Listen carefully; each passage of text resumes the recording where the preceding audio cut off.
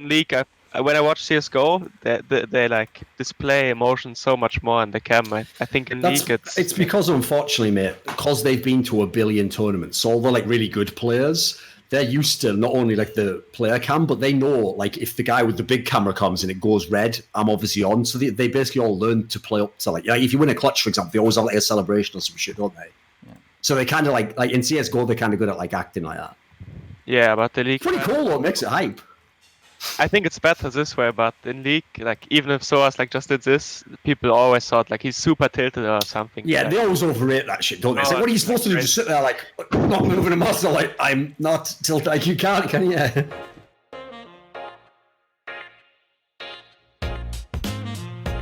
Right, this is going to be episode 89 of Listen Loco. And just for people who are wondering, like, where's the cameras? Oh, I can't see Loco laughing when he's clearly reading the chat, not listening to what Thorin's saying when he's making an amazing point, and therefore angering Thorin, causing Thorin to then go on a rant where he destroys everyone and possibly jeopardizes both our careers. Well, the answer is, dear viewer, whoever the fuck you are, if you're listening Loco, like actual on his Twitch stream, you're probably just typing in like, because I know your fans, they're just like waiting, like everything I say, I'm like, hello, and they're like, actually, it's goodbye, I think. Like, all right, mate. Well, if you've got a bad attitude, that's why you're a local stream. But anyway, this episode's going to be an audio-only one. So, God bless. But anyway, right. So, what we did was we picked the 3 people with the most soothing voices in esports. There's a guy with a fucked up Northern English accent. There's a guy who's some sort of like hybrid between like trying to use California slang, but he's clearly Korean. And then he doesn't even say, this isn't even a diss, it's just contextual. And he does have a speech impediment. And then you've got a guy who is just German. So fucking good luck with that. Anyway, welcome to this amazing audio experience that everyone's going to enjoy, clearly, because those are amazing things to listening, right? So our guest for this episode is upset. And you know what? He is pretty upset he's not at Worlds. It didn't work out for him. First of all, he took that D from Reckless. Then he thought, if it worked for Reckless, why don't I play like Reckless in the Gauntlet? And then after that, he sounded, oh, shit, to play like Reckless, you have to have a really sick top and mid. What was I thinking? So, right, we've got to start there, upset. Listen, this episode's mainly going to be about Worlds, but we can't just not talk about how the season ended, right? So things were going pretty well in the split for you guys. You were locked in a position. Admittedly, you were 4th, sure. So, like, 3 teams above you were the teams that went to Worlds. That all makes sense technically. But shouldn't you have had a better chance to do more damage? I mean, we definitely underperformed, I would say, especially compared to scrims. I think especially Abedaga had problems applying as much pressure as he would usually. And I think, we played with both the other rookie mets, Nemesis and Humanoid, and they really stepped it up towards the end of the season. And I don't think Abe is like less talented than them necessarily, but I think he just dealt with the pressure worse, I would say. But as a team, I think we probably had some wrong reads on the patch or like on what champs we are actually good on when it comes to stage games. And then I can also break down all the games one by one, right? Because versus Fnatic, the first game we... Give us the gist. Just give us the gist of it. Yeah. So first game, we didn't think they played Morgana as a counter pick, so our draft ended up being way worse, and they just played well around bot, I would say. And then the next 2 games, they had a level 1 strategy, and they just... Which is their specialty, to be honest. Yeah. They're super good at it, right? Like, it's not cheese, it's just their strategy. No, they're too good at it, mate, yeah. Yeah, and they just fucked us level 1, and then they played, like, really well around the pressure they got from the level 1, both games, and we ended up, like, losing 3-0, really sucks. And then we played versus Splice after, and we felt like we had much better week of practice because versus Fnatic, we were really trying to prepare for Fnatic, like how they play and what picks they have, but it's basically impossible because no other team plays like this, especially in scrims. So we changed our approach and tried more to find out what we are good at. But okay. Actually, let's ask you a question about that then, because the problem is I've already thought of some questions. I don't want to have like 50 things I'm going to forget. On that line there where you said that like no team plays like them in scrims, that's the part that's interesting because even though they keep denying it, they clearly have limitations to their champion pool because they need certain champions to do what they want to do, and they're fucking good if they get those ones. So what is it like? Why do you think their style isn't just mimicked by someone else? Because normally, if you make like a comp or you run certain picks, people just copy it immediately, right? So they've had a lot of success with this. Why do you think theirs is kind of so unique, their approach? Well, because probably your support doesn't have like 2,000 games on Pike and Rakan, and it's sure, yes, sure. And I mean, they're just like they're really good on these champs for a reason, right? But not even Fnatic plays like Fnatic on stage. Like in scrims, they play so much worse, and we were actually like beating them so much. But when it came to stage, those are the worst teams ever, aren't they? Really, where they're really fucking good on stage, but then in scrims, they're like you're beating them, and you go, "Nah, this is great. Well, we're improving. Next time we'll get them." And then they just don't do any of the shit they do in scrim when you get to the stage. Yeah, on stage they're definitely like really, really insane. But they just have all their players are really good at these champs because they play them so much, and you can't really ban. I mean, you can ban one out from them, for example, but they still have like tier 3 champs where they're like worse, but then the other guys get their champs.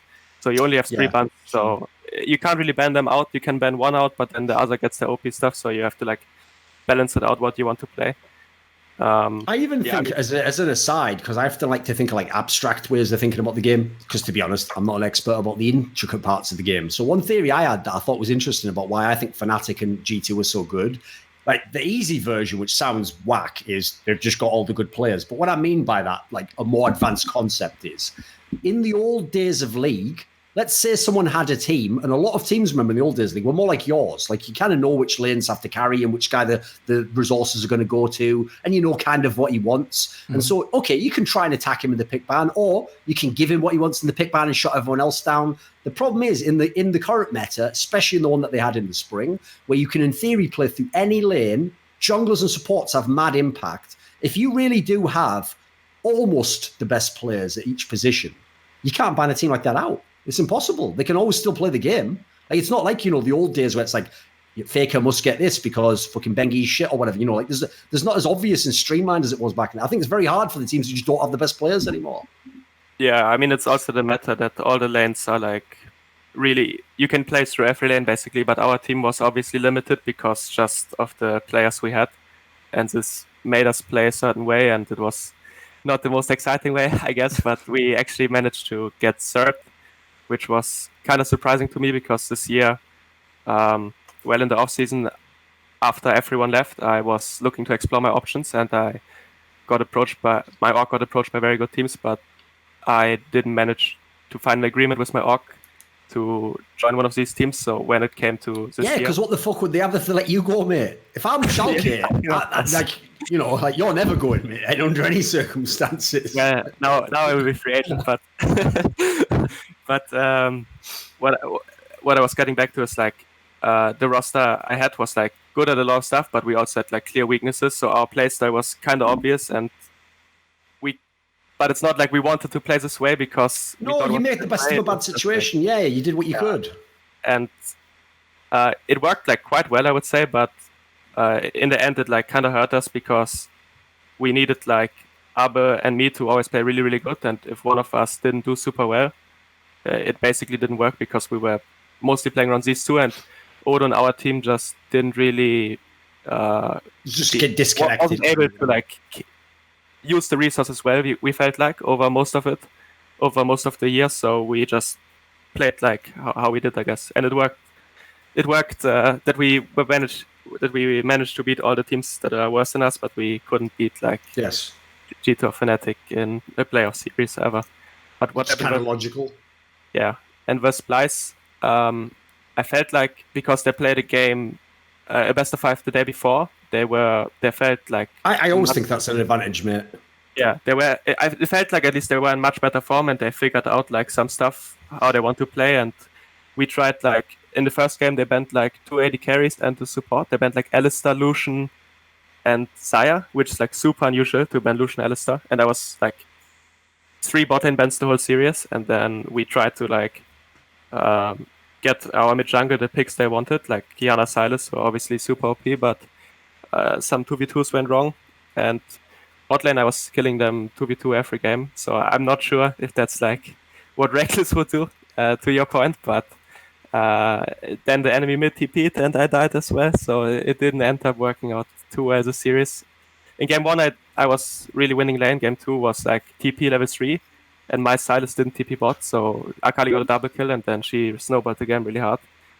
And game 3, I took like 3 turrets on the map, enemy support was 0-5, and I took 2 dragons and Herald, but we didn't really pressure the map. It's weird, isn't it, Loco? Right? Listen, we'll get to the abstracts of it in a second, mate, but I just want to interject. Like, I'm kind of like a lawyer. I'm like, excuse me, question, Your Honor. So what I would say to the defense in this case is, right? It sounded brilliant for him. There, he was getting all these 2v2 kills. He was doing well in the game. What's weird is he plays the position of AD carry, Loco. So you'd think if he gets kills later in the game, he's going to fucking carry this game, man alive. Which actually, by the way, Young Reckless, actually, you put him on a bunch of kills and a good champion. Put him late in the game. I put my house on him carried. So. The early part of the game sounded brilliant. Obviously, you must have had some issues in the game, right?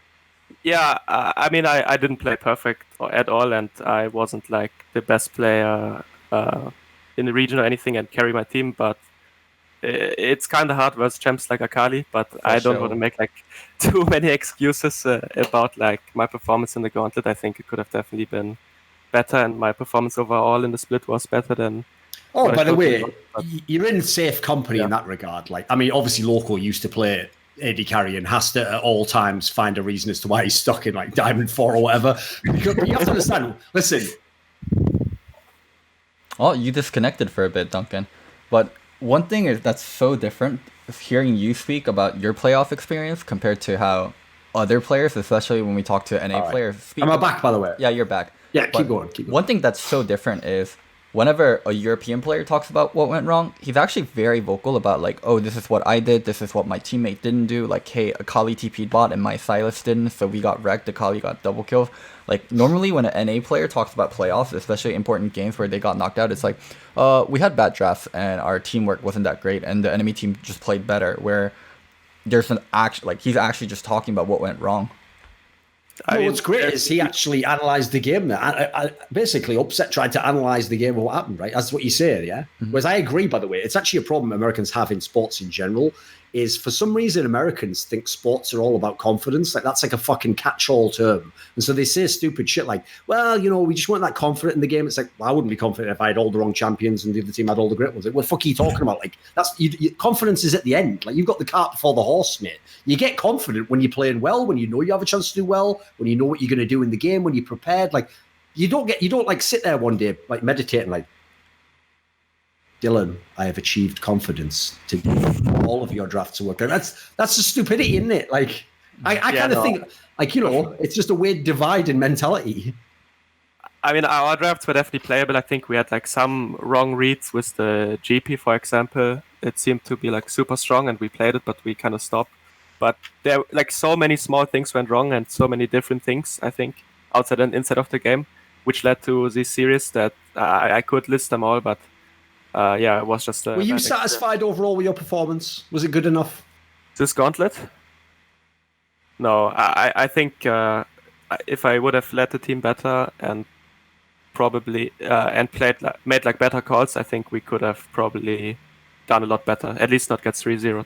For example, the third game, I felt like I was in a position to carry, but there was like a fight on bottom, I think, and I didn't like make the call to not do it because I actually didn't have a good TP spot and my ulti wasn't up, and I ended up following the call instead of like being more in the leadership in game. And yeah, I think that cost us a lot, and I should have like called for the Baron much earlier because we had like one Mountain Drake, I think, and I was really fat. Okay. That's fair enough. At least he admitted, you know, like it didn't go as well as possible. Because here's the thing I ever bought Upset, right, is because people had the audacity to start calling him the next Forgiven, which, by the way, there's only one Forgiven. So just want to let everyone know that. I've never seen any other one. I'm waiting for another one. I'm waiting for the fucking original one to come back if he stops being a little pussy. But anyway, enough of that. The problem is, obviously, everyone's looking for him to be like super hard carry, like sick player. The real problem I have is he does a good job, basically, at the moment of being a good player, and he is obviously the main carry in a lot of his teams and a very good AD carry within his own right. And at the moment, right, one thing I do like that he kind of does like Forgiven is he just finds a way to serially complain about all the disadvantages that he hasn't seen, which, by the way, are all legit. That's true. Forgiven had the disadvantage. Like, you know, the famous quote Forgiven once said, where he said, like, I'd love to see some of these Nordic wonder boys go through the tough times that, like, you know, like me and Freeze went through, which is a true point, actually. I've always thought that. It's like, listen, I think Reckless on his level is clearly a very good player, but I'd love to see him have to play in your team. I'd love to see some of these players playing these teams. I'd like to see how they do. Actually, maybe playstyle-wise, it was not like Forgiven, but if you look at all my stats, I know stats are like not always You had super the biggest meaningful, damage but share or something, I'm guessing. no, I right? had like most damage share, most damage per minute, most kills in the league, like more than Caps, not just my role.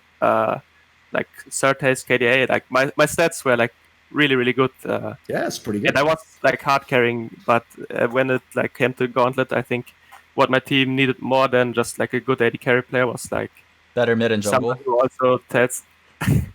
I mean, No, whatever. because here's the thing, Loco. You weren't listening to the narrative. He needs a better jungle, maybe. Better top. Well, not a better top, different top. There you go. I'm going to get political here, but I'm going to say the actual things. Here's the problem, Loco. He's not going to say he needs a different mid, because as he said earlier, like, the jury's not out on Abadagi yet. He's clearly good. He's been gradually improving. The problem is he's not Nemesis or Humanoid. And this is the bigger problem. So you notice the way he even set it up earlier. He wasn't like, he just had a bad game. He's like, he couldn't quite like get to the level of where he's at. That's the problem. Abadagi this is why it always seems like I'm critical of players like Abadagi. They have a problem where everyone just uses that word like potential. There's a great quote I once heard. It says, potential doesn't mean a damn thing unless you can do it. Like, potential is great. It's great to be like, I could be this and I could that, and I've got skill, and one day I'll be. It's like, I want to see players who can do it now. So if you do it now, cool, I would you're a like good to player. Because I think he looks like a good player, but there's I think No, there's. but if you swim with someone for like a whole year and you see him like do well, Was he a on, like, monster? No, he wasn't a monster, no, but he was like a good, really good player Okay. in a lot of games, I would say. Like he learned a lot from Trick and the team, I think. So he definitely improved. He was like top 5 for sure. Did he have issues transitioning that to like stage games? Yeah, I think that was his biggest. Like he has problems like communicating, I would say, like what is going on in his head, and on stage it's like a bit worse, I would say. Some games he's just like his mindset on stage feels just inconsistent, but he also has like he's really good at some champs, but Sure. especially if he gets targeted and put in an uncomfortable position, it felt like he was a really different player on stage that was like not in his comfort zone at all. Sure. Right. The only thing is, though, the end of that story, I'll finish that story up and we'll move on, mate. The end of the story of trying to be like Forgiven is this. I don't want you to do the classic one mistake that Forgiven ever made in his whole career. The one real big mistake he made was after all the shit talk, after all the times he wasn't in a team as good as Reckless, all the times he didn't finish ahead of Reckless. He beat Reckless one time, and then instantly took that like fan picture where they fucking traded jerseys and they're like, we're best pals now. I was like, what the fuck is this? You just set that guy as up as the enemy, now you're with him. The only other time I felt that betrayed was when right at the height of all the like anti-TSM shit between me and Monty and that. You remember when Monty took that picture where it was just him and Reginald like shaking hands or something? And I just messaged him, who the fuck are you? Just like privately. But the problem with this is I just realised I actually have become a hypocrite, because to be fair, when I went to LCS, I took a picture with Reginald. But that's because things had already discussed at that point in time, and it was for the gram. There was no gram back then. So anyway, Loco, I have a quick question before we jump into the world stuff. Yeah. Like, if we rewind it back to the thing I was saying earlier about like the concept of you can play through all the lanes, and like it feels like the game just feels like it rewards individual skill more than in the past. Like strategy, I felt won out over team skill sometimes. If you had the right strategy and you had the right players for that strategy, you could beat players that are much better than you. Mm-hmm. What do you think of where the game's at currently in that sense? Because obviously going into Worlds, people are going to be interested. Lots of gold early. Jungler's extremely powerful. Rift Herald extremely powerful. So there's the most important point in the game right now, I would say, is like the 10-minute mark and how much plating you get and how much of a lead you get based on that period just dictates the rest of the game. Like, it allows you to have tempo for Baron. It allows you to get the first 2 items first. It just controls so much of the game. So yeah, that point of the game is the most important. So like laning and early jungle pacting is the most important aspects, and how good you are at that end is way more important than like what kind of strategy decisions you might make in like mid and late game. Okay. Right, let's get into the world stuff then. So, right, I think that what we do first is we'll just do like reaction to the draw, I guess. Mm-hmm. Obviously, it can never be as good as my favorite ever reaction to the draw, which was obviously the Season 5 World Championship. Go look it up on YouTube. Everyone go there open a tab, just wait for after the show, type in like TSM React Season 5 Worlds. There's a little plot twist at the end I don't want to spoil, but chef's kiss. I'm doing a chef's kiss right now. It's amazing, because what's great is they get that, what I love when my enemies get, which is they get the elation of thinking they're going to succeed, and then it's all taken away from them in the cruelest possible fashion that even I wouldn't do to someone. But now that it's happened, it's funny. I mean, it wasn't me. And you should see the way they get crushed in this video. It's so fucking amazing. And then after that, if you want, what I would do is this. Don't watch the games. They're not that interesting. Put on the Curb Your Enthusiasm theme and just watch the highlights. Like, it's pretty fucking good. And by the way, my boy Flame just puts him out of that misery at the end. He literally retires Dyrus, like, get the fuck out of the fucking server. And at that point, I'm pretty sure everyone was crying, not even just Dyrus. So anyway, like, when they did this group straw, right, what was your first, once we saw all the groups, like, let's go with you first, Upset. What was the group, first of all, that really caught your eye? Like, whoa, what the fuck is that group? It must have been Group C with SKT, Fnatic, and RNG. And then, yeah, obviously, by the way, the one downside of this part of the discussion is no one knows who the fourth team in each group is because we have the play-ins aspect. So we'll bring that in later. Actually, I think if Clutch Gaming wins, they can only get slotted into this group. It's the same with everyone, but I mean, there's always like, so Clutch can go there. Okay. Yeah. Is that true? I think Clutch will go in Group C like 99% if they make it. Right. And I believe it was like Dam1 is like B or D, right, Loco? Wasn't some Dam1 is like B or D. So there's a couple we kind of know, like, of the big teams, but obviously we still have to see them play and have to see if they get through. So this group here, right, the interesting thing to me, I thought this was really interesting, was even though, listen, there's two discussions you can have about these groups, right? One is the abstract of like the way you draw the group and the method, which I've actually gone into literally every year. I've done like a video like 3 times on my YouTube channel about this, where like I'm actually not a fan of the approach they take because it can allow groups like this. Like if me and you seeded worlds 1 to 16, there's no way a group like this could probably exist. Like it would never happen because there would no way those teams would all be like spaced out enough that they could ever be drawn in the same group. Like this is kind of like, it's not random drawing, but there's an element of it where you can just get what I think are unfair groups. But this is the interesting part on the practical aspect of literally these teams. So I understand on the abstract why someone like Reckless would be like, this is bullshit. Like, what the hell? Like, this is unfair. Because actually, if you come out with the second seed out of a region, you're thinking like, I should at least have like a good group. Like, you know, I should have a chance to get out of Worlds second at least, right? So on that level, I get it. But I was kind of shocked actually that he was so upset on the angle of like, I would have thought Fnatic would think to themselves like, listen, G2 beats us, but surely we can beat all these teams. Surely we can win the group. This group. What do you think? I think Reckless historically really hated like playing versus Uzi, no? Like, isn't that the one player like he has a giant mental block versus? So I'm pretty sure that has to play into why he hates being in that group. Because like top 5 teams in the whole tournament, and if they were third seed, they would probably get like a way easier group. Watched the video as well, and he was definitely. But maybe it's because of RNG, but maybe it's because just if you look at the other groups, win any of the other groups. Sure, agreed.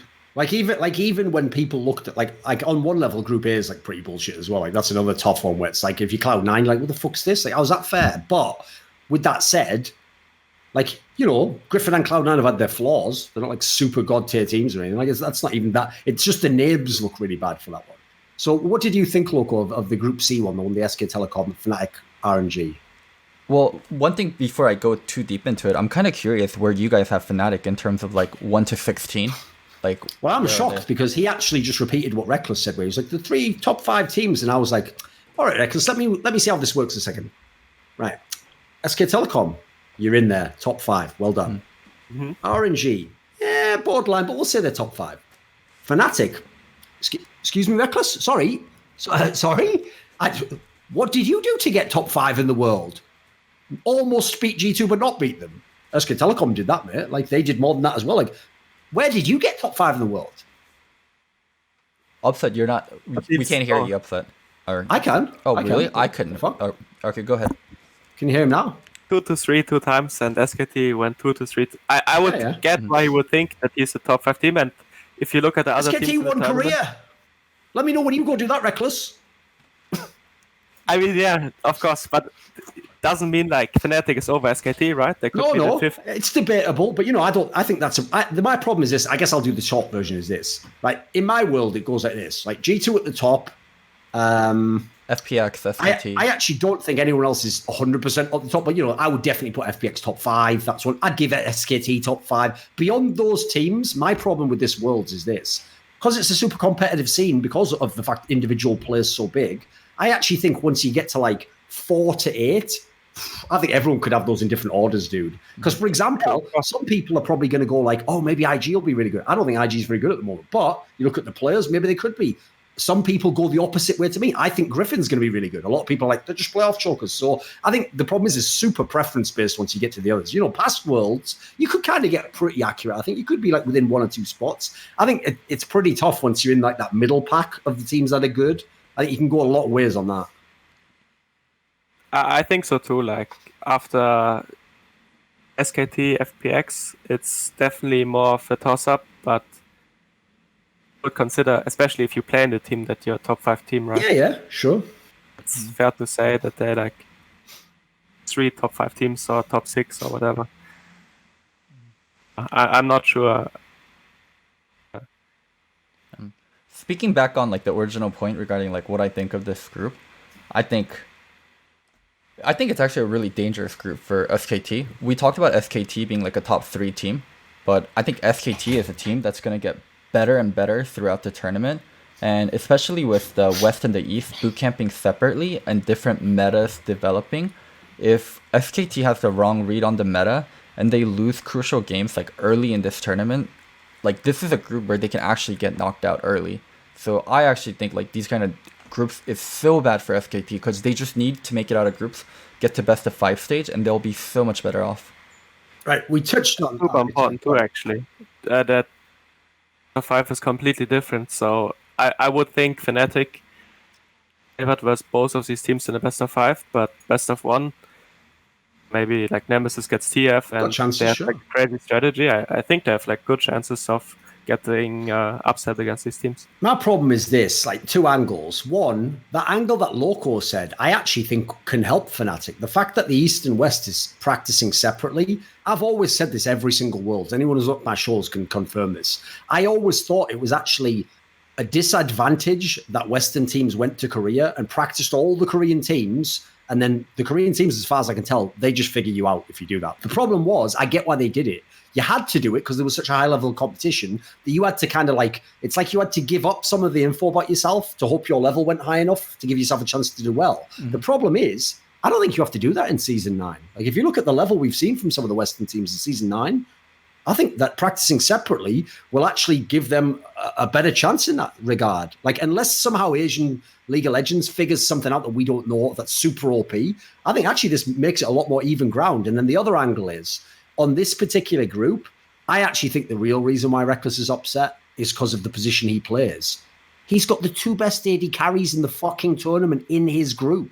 It's on you, Reckless. Sorry, mate. It's going to be fucking hard. If you can do it, by the way, mad props. But I get why you wouldn't want to do that. Like, if you come to Worlds and you're like, I'm a pretty good player, but like, what if the 2 best players are at my position or in my group? This is bullshit. And like, to be fair, it doesn't really matter who goes into the 4th spot on that one. It's mainly these 3 teams. But like, that's going to be rough. What do you think, Loco? I'm surprised he spoke out on it like before the tournament started. Like, what good does it do for him? It just makes him look whiny, and it just like makes him more mentally weak. No, like it's once you've cried multiple times on stage, I don't think you're worried about looking whiny or weak at that point in time. That ship's sailed. Like, unless he's going to start benching and like beat me up just for no. Like, that's like I go to LEC and Reckless just comes straight up and like grabs me against. Oh, this motherfucker! What you say about me? Forget. He's never going to get that rep back, is he? So that's gone anyway. But yeah, I know what you mean. Like, it does give up a bit of weakness. Like, if anything, you should go the other way, right? And say, great, we're going to like eliminate RNG before the playoffs. So I'd go with that angle. That was kind of funny actually, because Joey or a young buck tried to like go for this approach so much, but Reckless was just like really tilting about it a bit. You actually saw in that video in a weird way, sort of like a microcosm of what the coaching within Fnatic must be like. Like, Young Buck was like, how do I mindfuck these guys to thinking that this actually a good thing that we have to play teams that are really good at, and then they were just dragging him back down and nah, don't believe it though. So what did you think on that angle I said though? Because I don't know how much Asian League of Legends you watch upset, but what do you think of Teddy and Uzi? Yeah, I think they're. I mean, Teddy's the best in his region, I think, performance-wise this year, I guess. Not TS, he's definitely like top 3, but Jacula games I've watched, but Uzi also went to the final and Jacula went out much earlier, so it's hard for me to judge these levels if I don't actually play with the players. Yes, of course. For sure, they look really, really good, and it would be like much harder for Reckless to play with these than someone else. I'll actually throw in as an aside, because again, I like to just keep consistency. If anyone's been watching past episodes, before MSI and during MSI, people found out that, guess what? I always said that Jackie Love is basically like the Reckless of fucking Chinese region, because the problem was all the success came with like the best fucking top and mid.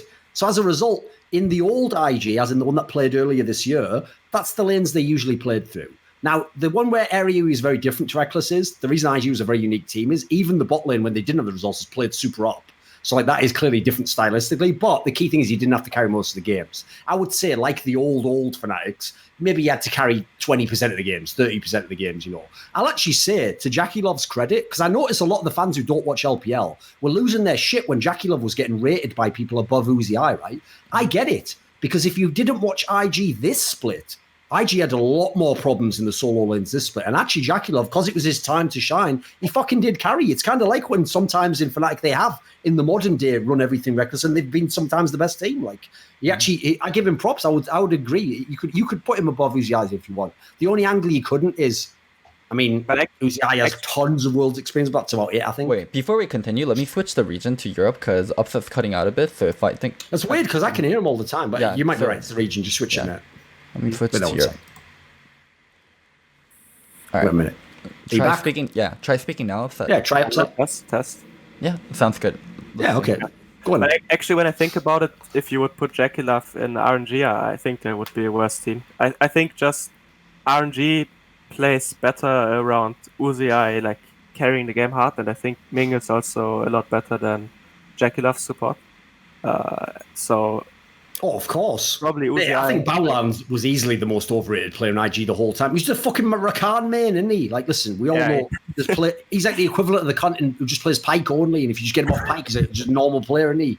So, you know, not hating on him, but using a fucking sick team. Everyone else is amazing. The other angle as well is this, right? I hear people still make the same comments they always make about RNG, and it goes like this. All they do is play through Uzi I, right? It's true. But the sad thing is they didn't used to. Like, people don't know this. Last year, and especially the year before, they used to actually play through mid lane as well, and they didn't ever play through top lane because that Let Me guy was just kind of like, he was like the odd one. His job was just absorb pressure, basically. But what people don't know, and this is so brutal, is that this year, they could have played through all three lanes again in RNG, because the guy that they recruited, he's called Lang X now. He used to be called Shawel, if you ever watched him back in the day. He was on Sunning, and he was a fucking really good carry top laner. But for some reason, maybe this is comparable actually to what's happening in some other teams. When he came into RNG, I'm sure they thought they were going to play through him, but basically it just never worked when they did. So they sort of have just sacked his lane, basically. So sadly now they do just play like the caricature of RNG, just play through Uzi I hard. Yeah, I mean, they play through mid too. I think actually Casa... Xiaohu's pretty good. Yeah, and Casa seems really underrated when I watch the games. He's like so good at knowing when to fight and how to engage fights and reading them up. He's like super, super good. So yeah, Fnatic might actually have a rough matchup versus RNG, even in the best of one when I think about it. Because I don't think Reaper will like carry versus harder than Uzi I will carry. So I talked to Raz a bit because I didn't know that much about LPL teams, so I had to go back and watch the playoff game, and I wanted to know like history of the team. From what he said, RNG actually can play through mid and top this season. Like, they have extremely strong solo laners, and Karsa's been one of the best junglers in LPL. But it feels like RNG is going to do the same thing, where when it comes to important moments and when it comes to crunch time, they just double down on playing through Uzi instead of like playing through solo lanes. And I feel like this entire split, or even this entire year, it's been so much about like how important solo lanes are, how important jungle is. And I just feel like they're going to make the same mistake from what Raza said and from just the history of that team. That's one area, by the way, that's mad overrated, which is just because in the West, we have access to all the interviews, so we know what all the players think and how the teams are set up, right? If someone comes along, like the aforementioned Forgiven or Double Lift back in the day, and people hear like, oh, he demands all the resources and he has to carry the game, they're like, oh, that's bad. That's why you're not a top player. They just don't know. Mate, there are Asian players who've done that all the time. Fucking Uzi I is an obvious one, but there's other players. Like if you play in a Mata team, good luck having any of the game go the way you want if he doesn't want it to be that way. That's why they had to literally kick Matt out of SK Telecom. Like, these players, by the way, because they're amazing players, like, skew the landscape of the map. Like, of course, if you're playing with a player like that, like, the problem is you're not going to have like a proper debate with him. Like, you're going to, if you think you're really right, you'll try and make your point. But if he kind of overrules you, you're going to have to accept it. Because it's Uzi I or it's fucking Matt. Like, these guys are legend and they're the best players. So it's hard. Like, that's where I feel like we've discussed this many times, but like, people think that Asian coaches are a lot harsher in some senses than they are. I think they still let the players have some agency in that. Like, it's still about like seniority as players. I think it's when owners overstep, and also I think it's kind of the curse of the franchise player. Like Uzi with RNG, Bjergsen with TSM. To a certain degree, it was like that with SKT and Faker, especially during the blank era, and they fixed a lot of that with Clid. But there is like a certain gravity that a franchise player has, and you kind of get forced to playing into them because of what they've done in the past and how much voice they have on the team due to what they accomplished in the past. And it's really hard for newer players to come in and try to get the team to adapt to the meta where it's better suited to play towards the other roles than other than the franchise player. But yeah, the team just doesn't adapt and they just keep like staying that same team. I think it's also just about being realistic and like seeing who actually uses the resources well. Sure. And you play for a long time and it's not random, they don't like just say it in the start of the team that this guy will get all the resources. They probably play and they gank top and it doesn't work out, and then he's really fat but he doesn't manage to like play well with his lead, and then they like put it back to who can use the resources well. But if you have like really good players on your team and you still like are way too demanding and you always want to play the game one way, then it's like a big problem, right? Mm-hmm. So I think it's more about like being realistic. And if you look at Bjergsen, for example, he probably should have like demanded more resources and should have centered the game more around him this year instead of how the team played. But sure, yeah, I think it just really depends case to case. But you also don't want this rep as a player that the game has to be around you and it's everything around you. Most of the time you actually think that this is probably the best way for your team to play because you don't have the tools in other lanes to make it work, right? Sure. I'd even say another angle to this group that I think is rough for Fnatic is the jungle position. Like, mate, Casa and Clid are fucking aggro junglers. Like, these guys aren't going to fuck around. So, like, Broxer's going to have to... Like, if he can do well in this group, I'll also give him mad props as well. He's a player I would actually expect to have a tough time here. What do you think, Upset? Yeah, I mean, I don't know, like, the newest patch, but Broxer definitely seems to have, like, his comfort champs, like Lee Sin, where he's super good on, and I can see him matching them easily, but his Sylas and his Kiana didn't seem that, like... It's not on the same level at all as his, like, Lee Sin, or Elise. So, if he might get forced into an uncomfortable situation, I think he might get really fucked from the other guys, but... Maybe he like leveled up his gameplay a lot on other champs. Thing is, I know you personally, Upset, can really appreciate a jungler who's really good on Elise. But anyway, moving on. So speaking a little bit on Fnatic and their drafts, I think Fnatic is one of the most draft-dependent teams in the entire tournament. Fnatic, whenever they get certain picks, they do extremely well, and they feel very comfortable as a team. But also, they're a team when they get pushed off their normal picks, like they can do some really wacky stuff, like Ornn top, Kassadin mid with like double AP on top side. Like it was Kassadin mid with like Elise Akali top side. Sometimes they just throw Zach as well in spring versus Olaf LeBlanc or something like that. They throw drafts in the trash sometimes, and sometimes their drafts just ends up straight up winning them the game. So I'm actually really scared for Fnatic as like the group develops and people see, oh, Nemesis can play TF. Like Asian teams might give up TF to Nemesis the first few times because they don't respect it, because they don't have experience versus it. But yeah, like later down the group after week 1, after they kind of see where Fnatic really excels, like they are going to switch it up. That's a good point, actually, because the thing is, it's not like TF is the biggest power pick in the tournament. So the problem is if they haven't like scrimmed against Nemesis, if they actually just think, oh, is he just some average player, they'd probably give him it. Yeah, I agree. And then the problem is if you can prove that you're sick on it, that's when you get the respect ban. But it's also Faker, and he might just have like a counter pick prepared, right? It's not anyone you're up against. It's Faker at worst, especially. So the most likely way I see Fnatic beating SKT is actually through the bot lane, because I think even though Teddy is really good, I think effort Teddy is not as good a duo as Reckless Hylissang. If Reckless and Hylissang get their champions, and you even in the best of fives versus G2, you could see that G2 struggled a lot in the laning phase versus them if they had their champions and were able to play aggressive. I think Nemesis will probably hold his own versus Faker, but Faker might just do Faker things, right? And top lane, Weepo and Khan are maybe like they're the same person. Yeah, just like pretty good, like mechanically and stuff, but sometimes they like have to run it down. They do too much. And Klit might be like better than Broxayer. That's probably true.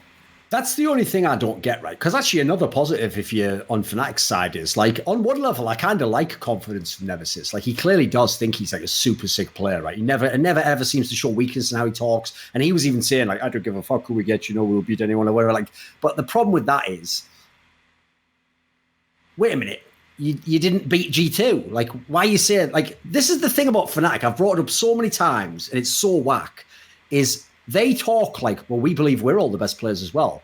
All right, now explain all the losses to G2. It's unfair. They've got all the best players, you see. They bought like a super... What are you talking about? That doesn't... You can't have both sides of that, can you? So that all I would say is if you're Nemesis, it's like, if you're the best player, mate, you don't ever have to get my opinion, or you don't need validation from me. Just lift a big trophy up. As that trophy goes up, I'll be drowned out. You won't hear anything. The fans, oh, you're the greatest. But every time you watch someone else lift that trophy, you hear that little voice on that point, oh, it's not quite as good as he thinks he is. I think humanoids. You'll hear that. So that's the way it's going to be, okay? So if you can fucking style on Faker, great.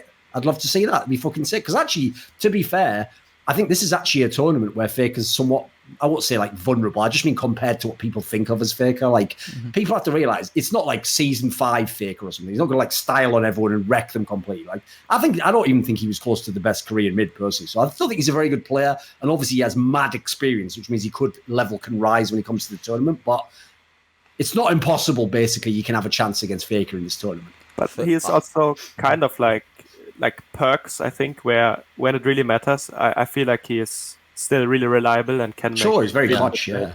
So, and it's worth, so it will be super important, especially best of ones. It can decide the And plus, come on, Nemesis, best of ones, mate. You can beat G2 in a best of one. Game 5s, of course. You may as well just fucking set off early, beat the traffic. Fucking hell. You can see it both sides, but Faker's still like one of the best for sure, especially when it comes to Worlds. And he won Korea 2 times this year for a reason, right?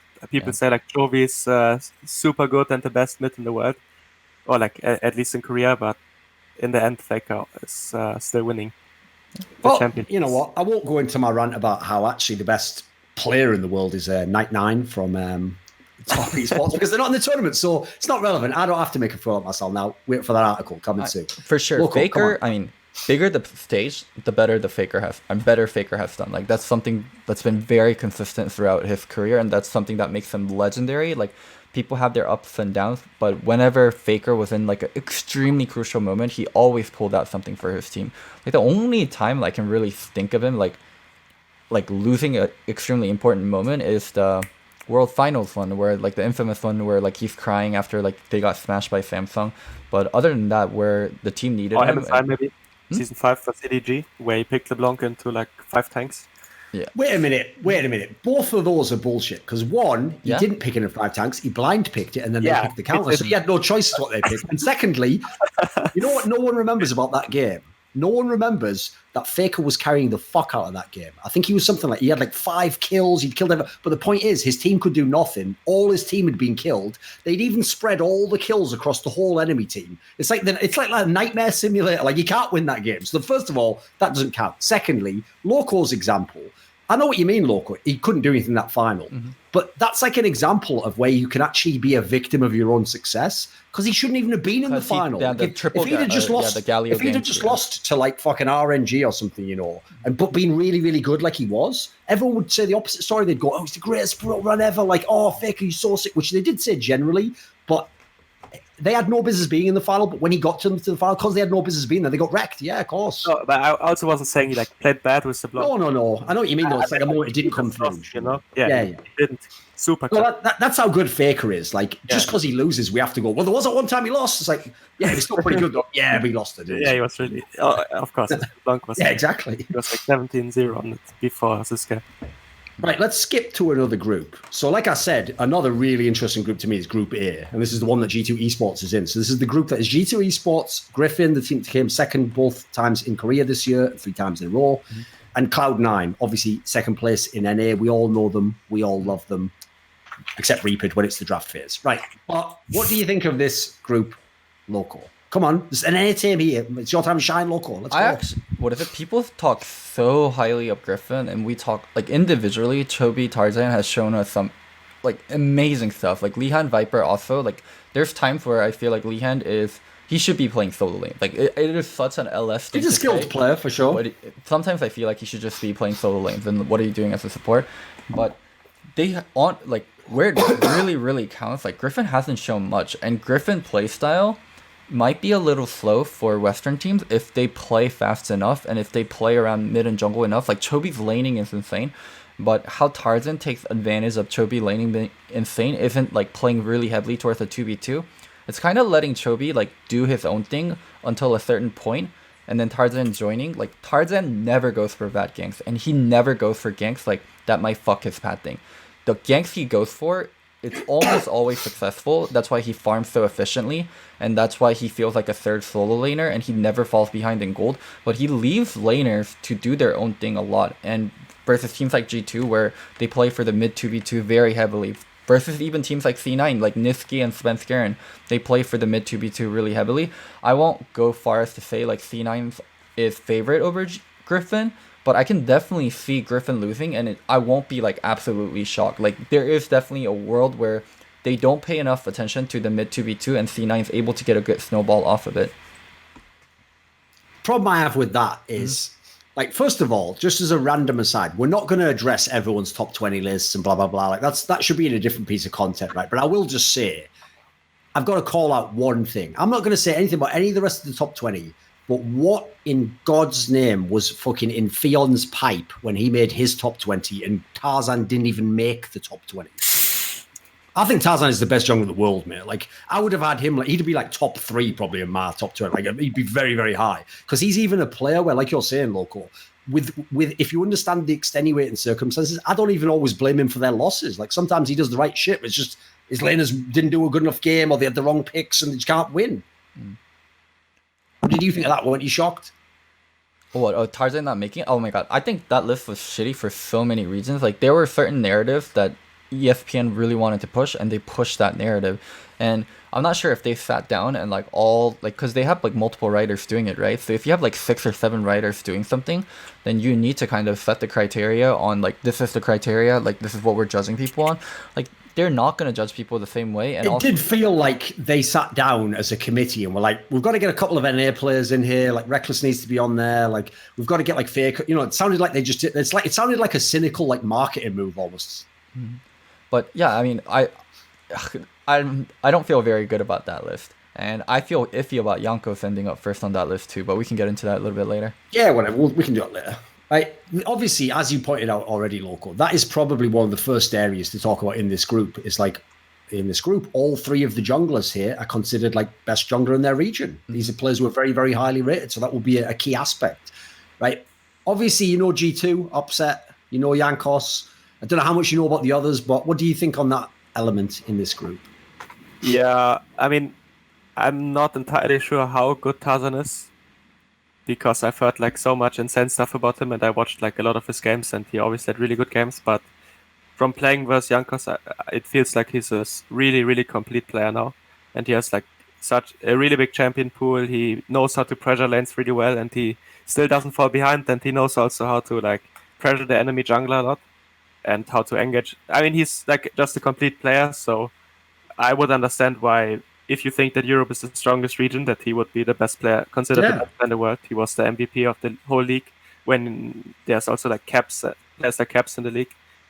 I think it's like fair to judge it like this. I think he's definitely better than Svenskeren, but Svenskeren is also really good. He's just in a region that seems much weaker, so him getting MVP there is not like as impressive for me as him than Jankos getting it in Europe. I feel like G2 overall has just much more experience as a team. If you look at all the players, how many worlds they have been in and stuff compared to Griffin. that they will probably just be better. I don't see like G2 getting clear advantages in mid jungle or bot, but Doran is probably a lot worse than Wunder, I would think at least, and it's like possibly we'll see on that one, but yeah. So I think G2 has like the edge over Griffin just from experience, but Griffin can definitely win if these players like Jovi and Tarzan perform up to their potential. That's also, by the way, Loco, why Worlds is so interesting, because the problem with League is, right, in CS, we have lots of narratives as well. You have tons of narratives, right? But the problem is because they play every few weeks, you get to kind of like experiment and see if the narrative's like kind of just a cool idea or whether there's something to it, right? The problem in League is you kind of sometimes only get one chance to see how like a narrative collides. And if it just goes the other way, you think, oh, were we wrong all along? Whereas maybe that was just a bad day, right? So everyone, one of the reasons, I'll give you my pet theory as to why I think Tarzan didn't make that list, is because Fion is someone who is all about narratives, right? I think he'd even admit this. I don't think he's like a super expert about micro the game or whatever. I'm sure he knows more than me, but whatever. But he loves narratives, right? And so to his problem is, like a lot of people, he sees Griffin and he goes, bunch of chokers and losers, aren't they? So I love Faker, I love Bengi, I love winners, I love clutch players. The problem goes like this, and this is the part no one can address. Aside from shitty Rift Rivals tournaments, we don't see Griffin play internationally. So all I know is they lost to the KT Super Team, the team, by the way, that took IG, the world champions, the closest at that tournament, and they lost to SK Telecom twice, so everyone's going to tell me he's really good. You are aware if you lose to really good teams, you don't have to be a choker. You could just be second best. Teams, yeah. So like what's mad is people will literally think to themselves like, I'll give you an example, like FPX is amazing. Griffin, not sure about them. It's like, well, do we know what FPX would do if they played SK Telecom or best of it? Maybe they get spanked. Maybe they'd look even stupider, right? Same as some of these other players. Like the reason why I always am going to rate the very best Koreans very highly is whether or not the region's good or all the teams are good, we know the level of play of the players is good. We know there's a lot of skilled individual players. So if you can rise to like the individual high levels, you have to be very good, in my opinion. I don't think you can like fluke your way to the top of LCK unless it's like a really weird example, like when Sword was in their team and it's like he kind of fit like a niche. And even then you saw they had to kick him out eventually, didn't they? It didn't make sense. So like, I think people have gone too hard against the Griffin angle. And as well, this is best of ones. This isn't the fucking final. They're not playing like FPX or something or G2 in the final. They're just playing best of ones. So I think people have got built that narrative up too much. I agree with you. There's definitely chances in this one. I don't know if Cloud9 can win though against this. I feel like it's kind of like a counter narrative because either people rate Griffin players like I saw like some lists with like where they were like number 1, number 2, and number 5 or something like Chovy, Tarzan, and Viper. I'm not sure. I always think the Viper one's a little bit over it, but whatever. I'll give them that one. You know, we all have our players we like more than others. But then they still didn't manage to beat SKT. Sure. In best of fives. Like I think they're like obviously really good, and they went in the finals 3 times in a row. But if you rate them then that highly, I'm not sure how it makes sense if the team that beat them lost to a different team, and this team doesn't even have like you don't consider the Western players that beat the number 1 Korean team that beat Griffin that good. Then I'm not sure where the consistency is because in theory these players might be like really insane and they have like 3 accounts in top 5 of solo queue and stuff, but when it comes to like the super important matches, if they don't win, then I wouldn't consider them like better than the best, but I would still consider them really good. You've brought up a good counter narrative there, but I'll answer it like this. This is the problem. I agree. That's why I do give the G2 players that credit. Like I will say, listen, I actually will say absolutely, I think Jankos can compete with all these players. I think quite a few of the G2 players can. But my problem is this. There's something, I always call this MMA math, right? Because MMA was the first sport I noticed people always applied it in because it's a 1v1 sport, right? And because it's 1v1, you have to wait for people to fight each other. So while you're waiting for 2 people you want to see fight, when they fight other people, if they fight the same person separately, you try and judge like, well, he did better against him, but does that mean that he would beat the other guy if they played it? And so the problem is, like, I think what people do that is making people overrate, like some of the Fnatic players, for example, is the logic goes like this. Well, since G2 beat SKT and Fnatic almost beat G2, that's kind of like Fnatic almost beat SKT. I mean, it's absolutely nothing like that. Because the whole reason why MMA math, by the way, exists is as a derogatory term because fans put too much stock in like the speculation like that. Because just like in MMA, if I have a matchup where it's like the worst possible style against me and I narrowly win, I'm not going to look that dominant, am I? But if someone else has like the perfect counter to the guy I narrowly beat and smashes him, My MMA math says, well, he'd wreck me, wouldn't he? No, because how do our styles match up is the question, right? So that's what I mean. Like, I feel, and I already said before, the Fnatic players love to tell me they're all brilliant, and then they all cry about G2 being unfair. The thing I hate about like the Fnatic narrative is Fnatic did really well versus G2, but Fnatic also kept playing G2 over and over again. And as you play a team over and over again, like you learn and you get better at playing that team also. Like definitely Fnatic improved their early games through playing G2, but just because Fnatic went 3-2 versus G2 in 2 best of 5, like that doesn't immediately make them the second best team in the world. And I think also like actually if you also have G2 players play World of Warcraft more and more, the more that they play actually, the better chances you have to beat them. That's a pretty good point, I think. But also you don't even have to go to like comparing like just like Griffin lose to SKT and SKT got beaten by G2. You can just look like Griffin lost to SKT, but still all the Griffin players are like rated so much higher than SKT players. Oh, I'm with you on that one, mate. Like I said, I personally think, like, I'll put my cards on the table. I actually think most Griffin players are overrated. I even think Chovy is slightly overrated because the problem is he has Tarzan. Like, if I think Tarzan's the god jungler, I'm sorry, as a mid laner, you've got to do even more to impress me in that scenario. But people do this like bullshit of if you're so good at something and you have weaknesses, like they don't really care. They just care so much about you being good at something and they just kind of like fill in the holes for it. And I think Griffin players are best in the world at certain things. I think Tarzan, in terms of like him team fighting and in terms of like him farming and like how consistently like he can get to a point where he's extremely strong as a jungler, he's best in the world at that. I mean, that comes with his own weaknesses too. Like, he's definitely not as proactive as some of the other junglers, and his gank selection is very selective on almost guaranteed ones. Like, he doesn't fail ganks, but because he doesn't fail ganks, it means he's not taking certain kind of risks that other junglers are. And people just talk about, nope, Tarzan's just the best jungler, there's no discussion. Like, same thing with Chovy. Chovy, sometimes like the kind of laning strength Chovy has shown, especially versus Faker and other top tier mids in Korea, makes him the best laner. But there's problems outside of that people just ignore. And they're like, no, have you seen his laning? There's no way we can't call him the best player in the world. So I think that's a huge issue with like Griffin players, where they're so good at certain points. Boys, I'm going to have to do it. I'm going to have to go and drop the bomb that no one else in Europe wants to say. Why is everyone acting like G2 automatically won this group? Have you ever seen G2 play best of ones? I've seen them play fucking tons of best of ones. And tell you what, they can lose to a lot of teams in best of ones. Now, luckily, they don't have Fengvu Buffalo in their group, so they've dodged that bullet. But, dude, they can lose to a lot of teams in best of one, partly because of how erratic their style is, right? I think they can definitely lose to Griffin, but like not to shit talk C9 or something. But I remember even watching Rift Rivals when they were like hard trolling and Perks went like top with Yasuo. And Wunder was like playing Nico, Graga spot, and they were like just stomping them so hard that the gap might just be too big. And also, I played like just Scrim, so Scrim is like way different than Stage. He is Forgiven. This is like what Forgiven used to do. He didn't go to the international tournaments. He used to just play the scrims when they came to his region and go, come on. The difference seems like so big between G2 and C9. Yeah, because you were playing a sneaky. Like, you've just made a bias to get up yet. Like, I mean, yeah. So I think Griffin can definitely upset them, but C9, I see like 5% chance maybe. But maybe Caps will like run it down, or Perks has like a bad game or something, and they can lose, of course. But. So there we go. That's the new nickname for Cloud9, the 5%. There's a narrative about C9, like them always making out of groups or being like doing always better than what we expect out of them. And I think the person that was very central to that was Jensen. Of course. I think Jensen like overplayed every time he went to international tournaments, and like he stepped up to the competition. And I know he didn't look that great in NA, but I think he's going to do the same thing on TL, where he steps up to the level of competition. Like, he'll match up to Rookie, like he'll match up to Showmaker, like he'll match up to whoever shows up in his group.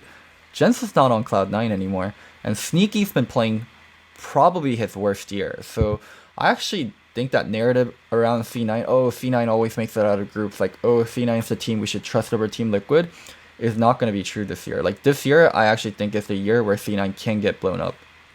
Sure, I'd agree with that. Like a couple of, go on.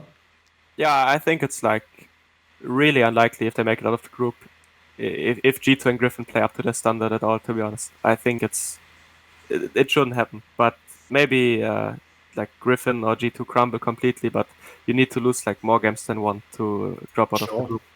Right, there's a couple of angles on this one. Like one on the Jensen angle, it's just happened too many times, hasn't it? That his level just went up when he went internationally. So like to me, it's up there with like the Uzi World Buff and Faker being clutch. Like, these are just things that just happen. Like that's tendencies that we've clearly. It's not that they did it twice. These guys have done it like 5, 6 times, like many times. Mm-hmm. So I agree with you. I think that's a real thing. I always thought, in fact, that's what's hilarious because.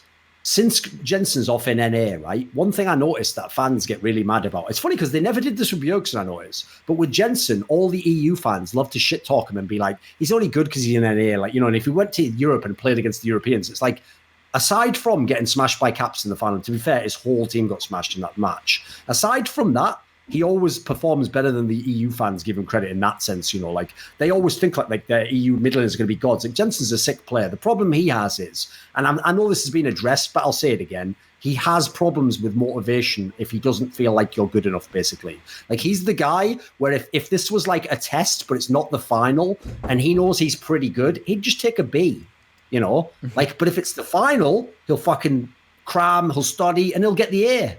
Like, and I know that sounds weird because, unfortunately, guys, you all think because you listen to Riot broadcasts that all these players are talented. That word is worthless in these broadcasts. Like, they're trying to tell me that, like, fucking someone on Clutch Gaming is talented. There's no point saying the word talented there if you're going to then tell me Tarzan's talented. No, there's a world of difference. So my point is this. When you have talent, because when I use talent in that sense, like I'm talking about like true talent, like I actually think Jensen is like almost approaching like prodigy level, basically, because I've seen with prodigies in games, their talent is so immense. They can actually fuck around and then just apply themselves and be really, really good. Like normal humans can't do that. Like if I get a player, like I'll give you another example. If I took like DeMonte, for an NA player, he's a good player, right? But I bet to be a good player, he has to keep his hours up and he has to keep the meta in mind and he has to like get confidence from winning some games domestically and then go to a bet.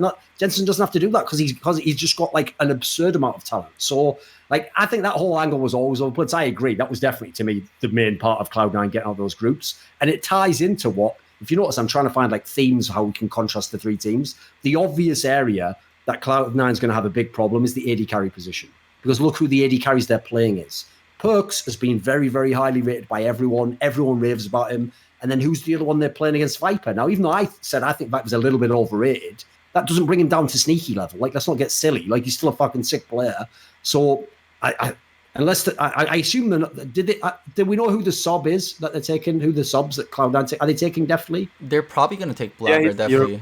The problem with that is I almost feel like it would be unfair to play definitely. He hasn't had much time this year. You can't throw him in at the deep end, can you? I'm not sure how much weight I want to put in solo queue, but when Deathly posted his solo queue screenshot of him being in High Master, his win rate was really good. I think it was like 59 or 60, around somewhat percent. Me and Dom, we talked about it a little bit on our other show, Face Check. Like Dom talked about how like that kind of win rate is really hard to maintain, and if he can maintain that all the way up to High Challenger, then he's definitely showing talent. Isn't the problem with that, Loco? Offset definitely has a comment. Okay, yeah, wait a second. Come in a second. I'll just quickly say this, Loco. To be fair, if your whole shit is that, like, I'm really good at laning, like, that's going to be pretty good for solo queue. Mm-hmm. Yeah. Anyway, what were you going to say? Upset? I assume you've played him, right? Yeah, I played the NA players and played with them. I wasn't too impressed, to be honest. It's definitely, and also their MMR is really, really good. So they world boosted account. Now they're like high elo, but I played with Blabber today. I was mid lane, and he didn't understand that well. I think what we should have done that. Yeah, but yeah, I just wasn't too impressed. I love he's on like his off roll. He's like, I was playing mid lane, and I don't think he understood what he needed to do my off roll.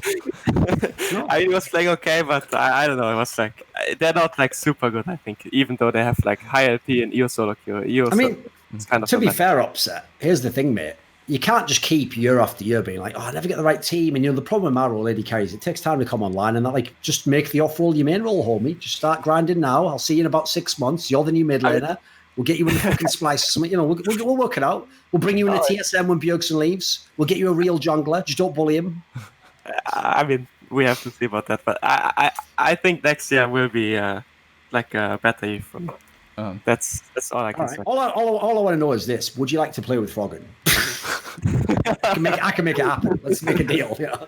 Remember, poaching reels don't apply to me. I'm just a separate person. Another huge thing regarding this group is Griffin getting rid of their coach, and like for some teams, I don't think coaches play like a huge role. Like some teams, like honestly, I'm going to see where Loco's going to go here. they Come don't on, play you're going to a big up huge CV role. Max, aren't you? But for CV Max, like CV Max played a huge role in terms of Griffin, like And them forming coming as a second, team. yeah, I agree. Yeah. Oh, sorry, keep going. Yeah, sorry. Yes, he did come second, but he brought that team from like depths of challenger all the way up, and he was a very Bullshit. crane coach. Sorry, yeah, he was a keep going. very crane coach. Like he Yeah. yelled at his Overrated. No players. one knows what he does. You just give him all the success and credit. Yeah. Sorry, Oppa. Yeah. What's your point of view on CV Max? Why do you discount him? Right, first of all, Mm-hmm. you know, in the spring of this year, when everyone's like, he's a fucking genius, they can play anything. It's like, well, no, what they would even do is get into bad scenarios in the game state and team fight their way out. Yep. Right, excuse me, am I missing something? Is there like a fucking timeout in the game? And he's an NFL coach, like, I've read the defense, right? We're going to set up for it. No, he only tells them the shit at the beginning of the game and puts them in the game. They're the ones that win the team fights. They practice heavily around team fighting, but that was he brought them part, up, though. did he? Yeah, okay.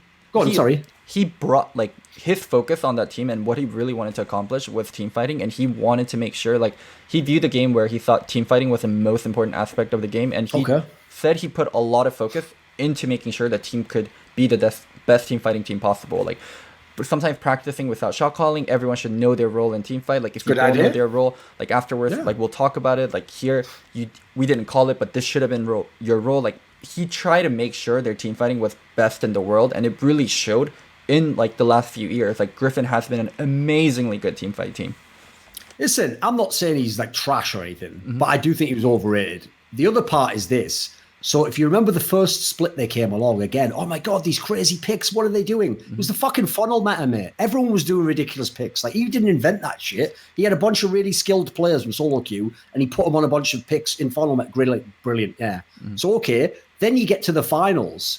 Are you going to look at that spring finals and say that the coaching decisions were fucking great in that match? No, that was one. I'm not joking, Loco. That was one of the worst coached series I've ever seen. The Griffin side of it. I don't know anyone who agrees with how they played that series. I'm not saying he's the best coach in the world, but I'm saying he's an extremely heavy-handed coach, and how Griffin got to the point they got, like we can call it the best second-place team in Korea ever. Like they got there, and CB Max played a huge role in it. Like maybe it's his fault.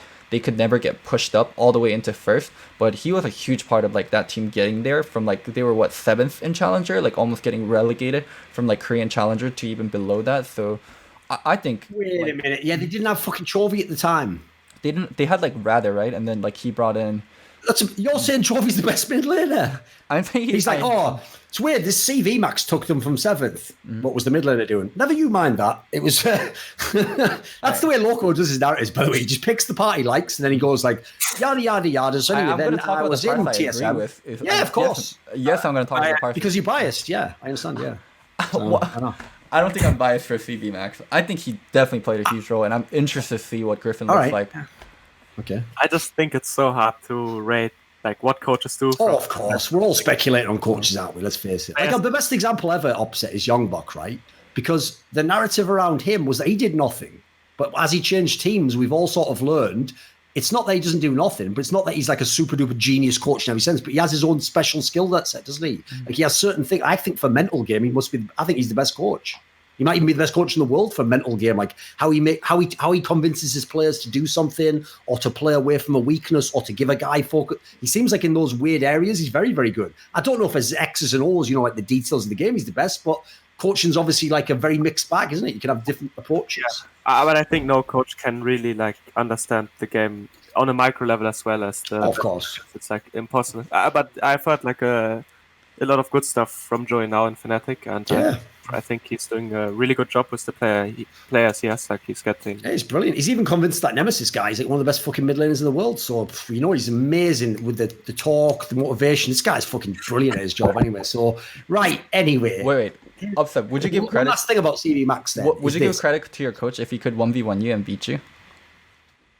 Yeah, I mean, I've heard he's like insane 1v1 player, but the game is not 1v1, But yeah, exactly. If he would like out micro me really hard, it would be like, yeah, he's insane. But if it's like a crazy strategy and he just practiced 1v1 10,000 hours, but he's not like playing. Loco, that's a bad example. Like if his coach could play and beat Splice in that gauntlet, then he'd respect him. So when he does that, no, the point I was setting up though is this. I actually don't think for Griffin it's going to like totally cripple them that they've lost their coach. I actually think also, because later on we'll address this, just like the IG team losing it, I don't think that matters either. Like some of these teams, luckily the players have such a set identity now and they're really good players, but all kind of understand their weaknesses and strengths. I think luckily now is the one time you could maybe survive without a coach. In the past years, if it's a new team, I'd say suicide to not have a coach. Like, how would you adapt? But luckily these teams have such player strength, I think they can probably get by without it. I think Griffin's. I think it'll be tough for the series, though. I'll admit that. When you get the series play, it's going to be a bit trickier. Did Griffin only have one coach? They didn't have like strategy coach? I assumed they had a second guy, but he just didn't have the fame because the other cunt was in all the interviews getting Loco, like, oh my God, he's a fucking genius. And then the guy was probably behind him like, why don't you just team fight more? And he goes, I would plan to team fight more today. I mean, coaching people like how to team fight sounds kind of crazy because team fights are so much about like small micro decisions. And if a lot of variables. And like in the moment things, like how you structure your team fights, of course you can fight, you can coach, but how actually the team fight plays out, I'm sure he didn't tell like Jovi like you have to flash here, dodge 3 skills. No. And then... But you know what? I will give Loco credit. His angle that like if he apparently did these like unique training experiments, like you play team fights where you have no comms and you just have to play off each other and see what happens. Like these kind of like experimental, like that sounds like a cool idea, to test people. Because I've always said, by the way, I think I've told you this on a past episode, Loco. One of the things I planned to do if I was a coach was things like that. I had concepts in mind for how you could stress test players before they were in a playoff scenario. As in, we would literally run games where I would use like subs and I wouldn't tell the other team and I would change the name of the sub and I would have them play and you wouldn't know that we're not even playing with our best fucking jungler in this game. We're playing with like a jungler that's like a friend of mine out of solo queue. And then when all the laners are in deep shit, then it's like, yeah, that's what happens in the game when your jungler gets dicked. That's what's going to happen in a stage match. You can't give up in a stage match. So we're not GGing out of this. I had concepts like that in mind. Listen, it sounds weird, but the point is you're trying to do like experimental stuff, aren't you? You're trying to get a new edge on someone. So that's good. That's a cool angle. I'll give you that, look. Go go ahead. To be honest, about him, about CV Max, but I still don't know like what he actually did. Who can know it? Like, did you talk to players of Griffin, or did you like see them scrim or something, or is it just like what he says in interviews? Probably from interviews or something, right? Yeah. I mean, I feel like it's so hard to tell, but it's a bit like I actually have a secret. No one knows this. It's through a bunch of shell corporations. I actually have secret ownership of this European team that's like in partnership with a football club. And I've actually been telling them to do a secret experiment to test if the new Forgiven is out there. So what we have to do is put them in the Nightmare Simulator, right? So they have like a support that doesn't quite fit them in terms of how they want to play. They have like a jungler who's just some boosted ass Korean like perks. Oh shit, I'm giving away too many details. And then like top laner always has to be a player who's like sort of good, but sort of good because he's never like the full carry. And in the way he doesn't full carry, he's sort of good. And so wherever Andy's from like middle Europe, so like whatever, like fair play if you really make it the LEC, mate. Like, and what I'm doing is I'm testing, and eventually if he proves himself, I'll put him in the real team. I'll let the real players come in. I'll give him some real teammates then. So whoever that might be that I'm talking about. Probably Kobe from Splice, right? Maybe I was talking about Splice. Oh shit, the football team. Yeah, never mind. We'll edit that part out, right? Let's go to a different group, Duncan. Pick a group. Lucky enough. Right, why don't we do this one just for fun? Mm-hmm. Let's talk about Group D, because Group D is very interesting because I feel like there's no hype for this group at all, except if Damwon Gaming goes in their group. Because everyone looks at this group and unfortunately, even to this day, I don't know why, this is where narratives go too far, right? Just like the Cloud9 example we gave of where like it doesn't really make sense to use the old Cloud9 narratives because the team changed enough that it's not really like old Cloud9. Mm-hmm. In the same sense, I'm amazed that so many people are still down on Team Liquid. What more do you want them to do? Like they were beating G2 at the Rift Rivals, even if G2 was trolling. They beat IG. This is the most bullshit narrative in all of fucking League of Legends. Mm-hmm. 1 second before Team Liquid played IG in that best of 5, tons of people would have told me IG is going to win the tournament. Mm-hmm. 1 second after Team Liquid beat them in a whole best of 5, the world champions, everyone was like, IG's kind of up and down and a bit trash, actually. And Team Liquid did nothing. And if they lose to G2, that doesn't even count. It's like, excuse me? That's it. If we were making a list, like top 10 accomplishments by a Western team, dude, that would probably be top 3. That's fucking insane to win a best of 5 against a team like that, who looked hot as fuck at that tournament and all looked in killer form. So I don't know why people are still sleeping on Team Liquid. Like, I get they had problems in the past. I get Doublelift had problems in the past. None of that's happened this year. This is a different team. I think Doublelift is going to be really good. Double and Core JJ is going to be really good. Jensen's going to step up internationally as normal. Impact has been steadily really good this year. This has been one of the best years for Impact. But one thing that might hold TL back is Xmithy hasn't looked the best, and Jungle has been the single most important role this year, and it's going to be the most important role this tournament. Maybe wrong to say the most important role this year, but definitely for this tournament, Jungle is going to be the most important role. And Xmithy Jensen 2v2 is something that's been problematic in the past before, and Xmithy right now, from the form he showed in finals, I'm not too hot on him. And well, you know what then, Loco? I've got just what the doctor ordered. We've got your AHQ, forget about that. And then we've got your IG. And guess what? Anyone who didn't watch IG after MSI, your boy Ning doesn't even fucking play anymore. That guy everyone was going to vote the MVP doesn't even play anymore. So that might actually be a benefit for Xmithy. You can probably play against these players. Yeah, I think they definitely have an easier group than a lot of the teams. So that's definitely a plus for them. But going into quarters, I think TL will make it out of groups. Like, that's going to be really problematic. In this group, it's not going to matter that much, but Xmithy's form for Team Liquid is something I would keep a very, very close eye on. Right, come on, listen, Upset. Do you actually think TL's like not good? What do you think? They're good, but the reason people also are not too like hyped about them is because in NA they have versus other teams that are not like that dominant. That's one reason, and win is a win, bro. Win is a win. Sure, but also versus IG, like not that TL like dominated them or they something. Were like great. I'll admit that. Yeah. And then they like fucking like just inted so crazy hard, and then they managed to lose. But so they should get the credit for. Well, chance would be a fine thing, right? Listen, anytime Rookie ints into you, and anytime Fnatic wants to get fucking inted into by the Shy, you go ahead, guys. What are you waiting for? Like, whenever I see you guys, you get fucking dusted off. So they must be what was fucking Doublelift like the beginning of Charlie and the Chocolate Factory. Where it's like, I've got a golden ticket. He's fucking dancing around the streets. He got the one golden ticket. I don't think so. Seems unreasonable. I think. So bad everyone couldn't actually see this episode. It's an audio only one. I'm all over the place. I've been doing acting, fucking scenes. Like it's all wasted because it's just audio, isn't it? It's all wasted. Mm-hmm. This group is just that I have no idea about. No one does, I don't think, on that, mate. IG, I could definitely see them beating Team Liquid in a best of one. I'll give you the secret that no one knows about League of Legends. I've said it many times on a bigger level. I've told Loco, like, anytime anyone talks shit on, like, Kelsey Moser, Emily Rand, like, they don't know anything about the game. I always say, like, you are aware, everyone else except them and, like, a handful of other people are fake experts who pretend to know every region, and they're the only ones who do, because I know they watched every game. Like, no one else can watch the games. There's not enough time. So the one area that always applies in, by the way, is LMS. Because even back when LMS had good teams, people didn't used to watch that shit. No one cared. They only used to go, but luckily you didn't have to, because luckily it was always the old AHQ or the old Flash Wolves. And so since we'd seen these teams internationally, you could sort of roughly know, like, you knew who the players were, you knew Maple Wars, you knew Castle Wars, you knew Westor, you knew roughly. The problem is where people have been really exposed is in this era when all those players have gone. And now you're working with all these new LMS players, like no one knows the level of that level. Like that's why tomorrow, by the way, we'll have someone who can actually probably speak to that a little bit. The Jensen Go guy can talk about the playing regions and stuff. But I'll admit myself, I don't know that much about AHQ, mate. I'm going to watch a few of their games to make my own little list, but I'm gonna probably be biased against them if I have to admit, and think they're going to be shit. Well, I think it's completely correct to be biased against LMS. So if you have a small region, then you're going to have an extremely small number of top tier pros, right? And if you remove the top tier pros from a small region, like that region gets even more fucked. Like let's say the 10 best players in Europe died tomorrow, right? Like they all caught some random. Just say retired for fuck's sake. But yeah, no, I'm just joking. Yeah, say, all right, they died. Yeah. Let's say so Upset's still alive. He can still be here. Upset's still here. But the 10 best players in Europe died tomorrow.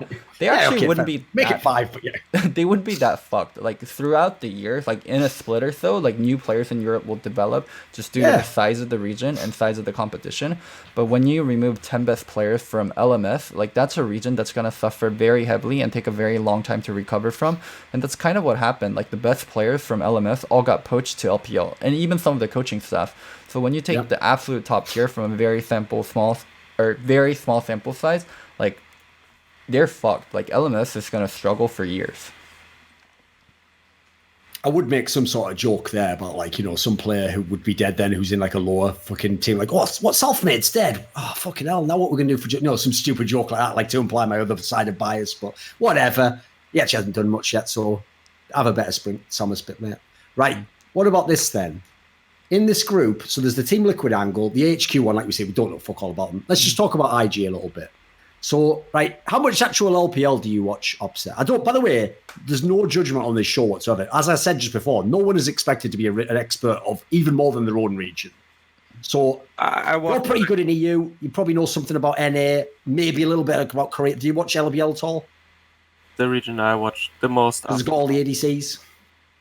I like to watch the highlights of the game. They're fucking mad, aren't they? They're really entertaining. Just love to like watch them fight, and the playoffs I watch like most of it. The Gauntlet I watched most of it, but it's like now, so I don't remember it as clearly, but I have quite a good idea. What are your thoughts on IG then? Because the thing about that team was, again, for people who don't know, it's almost like I'm not going to say this is the obvious joke of like, you know, losing to an NA team just broke them mentally, and they're like, it was like a bad LSD trip they never came out of. Like, Daddy's going to win the final tomorrow, like fucking. But in a way, it did, because actually they never recovered fully from that. Like when they went back to China, they were losing to all sorts of teams. Like I said, Ning, who actually was one of the really influential players in the team, had to eventually basically be taken out. They brought in a new guy, and towards the end, they just got their shit together. And for people who don't know, they came out of the gauntlet. Like that was actually pretty ridiculous. So, what are your thoughts on IG from what you've seen? I think pretty scary to play versus them, even though the games in the Gauntlet looked like low quality. I guess it's super bloody and super like it goes to game 5. It has just a lot. So really good teams to qualify to Worlds than like maybe other regions. I think they're still really scary. It was obviously their jungle support underperforming and looking as dominant as they were before, because before they were like clearly the best, but yes, the split, it seemed like they were like Rookie also had like a they both had their own issues. Like Rookie had to miss, I think it was like the first 6 games or something, and they had to use the sub, and then the Shy just was a bit more up and down than in the past year. He wasn't quite as dominant, and as a result, that's the way we said earlier with the Jackie Love story. Like Jackie Love actually got a chance to carry a lot of games. Yeah, but if they're in form, you already know that they can win Worlds, right? Of course. They just did it last year. So I wouldn't write them off at all. And with the Leon guy, they seem to like have found the way they want to play. And if you play like the full gauntlet, I think they played like 5 games for JDG and 5 versus top, you can discover a lot of new things, and it might actually like level up your team a lot to get this many more stage games. So I think they will be quite scary. I think Jackie Love has been playing really well. And it just depends how their jungle will play around the solo lanes, because the solo lanes are still easily world class. Loco, here's the question. Yeah.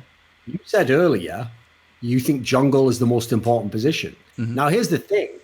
There's a world in which, like he just said there, if any of these players turn up in form, like obviously if the Shy turns up in form, he's fucking amazing. But I think he's like one of the most genius prodigies we've ever had in the league. Rookie in the past was one of the most consistent players ever. Jackie Love was basically just waiting for his time to shine and was always highly rated privately anyway. Like if you have these laners as it is, you can already win games. But the problem is, if we don't know yet entirely how good the jungler will be at Worlds, because you can't know.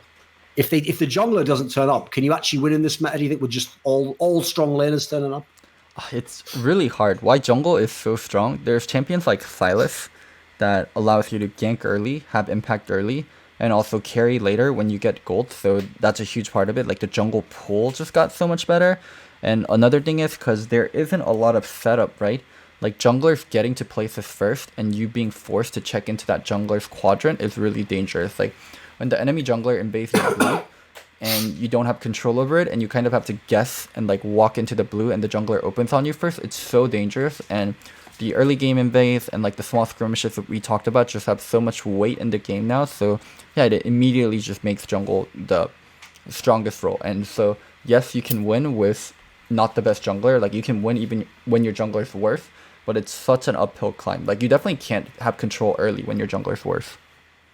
Support jungle influence like mid lane and bot lane, and jungle influence top lane so much. So even if you like have sick laners or like carry players, you still need to like set them up for success. And these roles are key for it. But I think the laners will be probably a lot better than their counterparts. Or yes, I think actually, by the way, bearing in mind this team came out of the gauntlet, this is the fucking luckiest team in all of Worlds. Now, it might not be in the end because maybe Damwon comes in, it gets to be a tough group. But as it stands at the moment, as a team coming out as a third seed, holy shit, they got a group that's nice for them. Yeah. This is such a nice one to have. Fnatic would trade in an instant. Oh, of course. This is this is one of the areas, again, I won't go into the whole rant because I've just done it too many times, but like, I don't like a concept where like, how come I can come in as the third seed and get a better group than the fucking first seed? That doesn't make that'll never make sense to me. I'm sorry. Like I think that's the sign of a broken system because unfortunately the mistake they made was making that rule where you can't have anyone from the same region in your group. It always means you can have these fucked up angles because you made this weird compromise. So even though there'll always be the argument, yeah, but it's Worlds, we only get to see people play all the time. Yeah, well then you'll fuck the tournament. It's not my fault. You chose that. That's the price, unfortunately. Actually, technically, they are second seed though because China doesn't have a third seed this year. But I guess Splice could also get into the Group D, and it would still be like a lot better than Group C. And it's like second to third seed. Oh right, yes, I see what you mean. Yes, okay.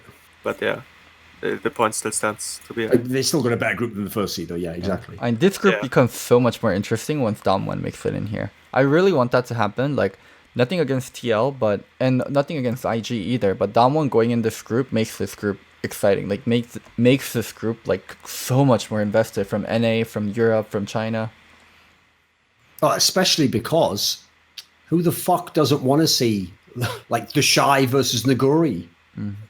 I mean, obviously it hasn't happened yet, so we won't go too deep in that. That's one I'd fucking love to see. That's like the fucking master versus like the guy trying to rise up the dojo, isn't it? So we won't go too deep in that one. And obviously, if that happens, if Damwon comes in, now Team Liquid's chances go down a bit more. Like that's going to be a fucking tough one. Isn't Flame still in Damwon too?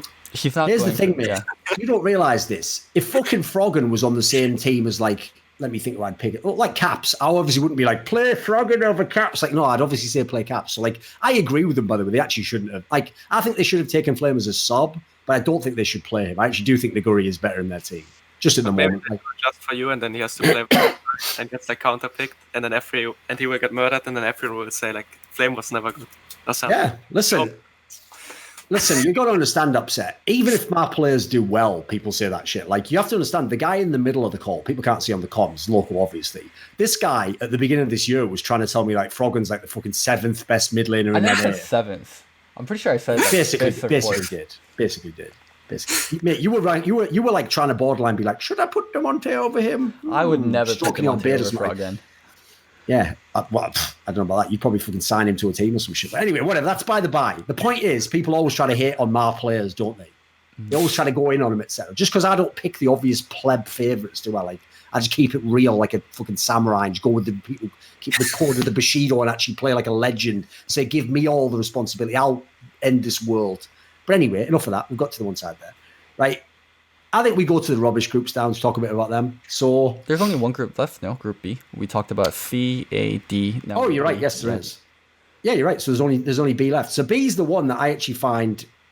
Oh, right. I've just realised. What I meant to say was that RNG got a better group. I said FUN plus Phoenix. I realised that. I meant RNG got a better group than IG. But anyway, a worse one rather. This is the group that is very interesting because no one knows the teams. Like, even if they say they do.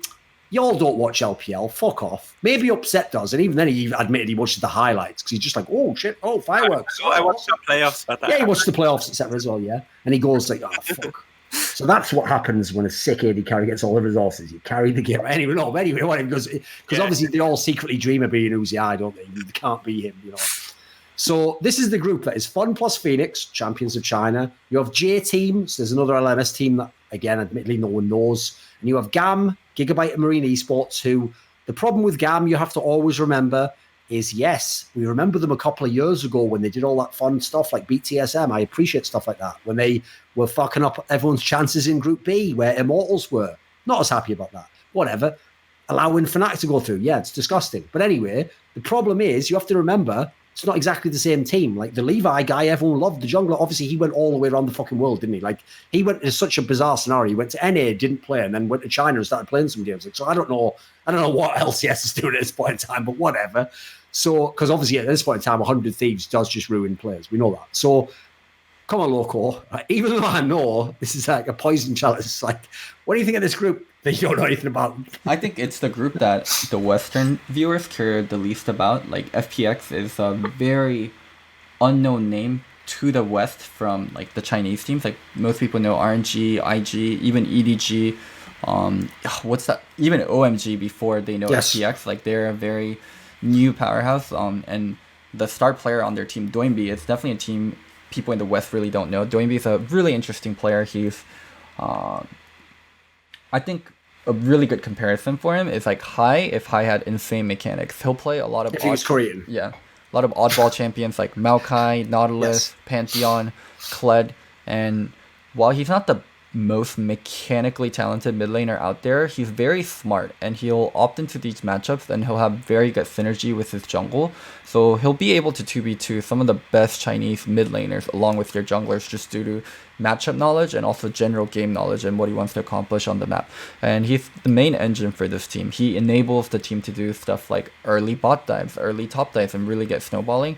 And when you get snowballing like that, it doesn't matter if you have a Pantheon mid, if you have a Nautilus mid, you don't really get outscaled when you're constantly doing dives and accelerating the game, and your carries and in the side lane have gotten so far ahead where all you have to do is start team fights. And yeah, that's kind of the role he plays. Like, gets the lead early, roams side lanes, and initiates team fights later on. Oh, and the key thing to add is he's one of those players where until this year, if you'd made a list of like great players in League who'd never made it to Worlds, he would be near the top.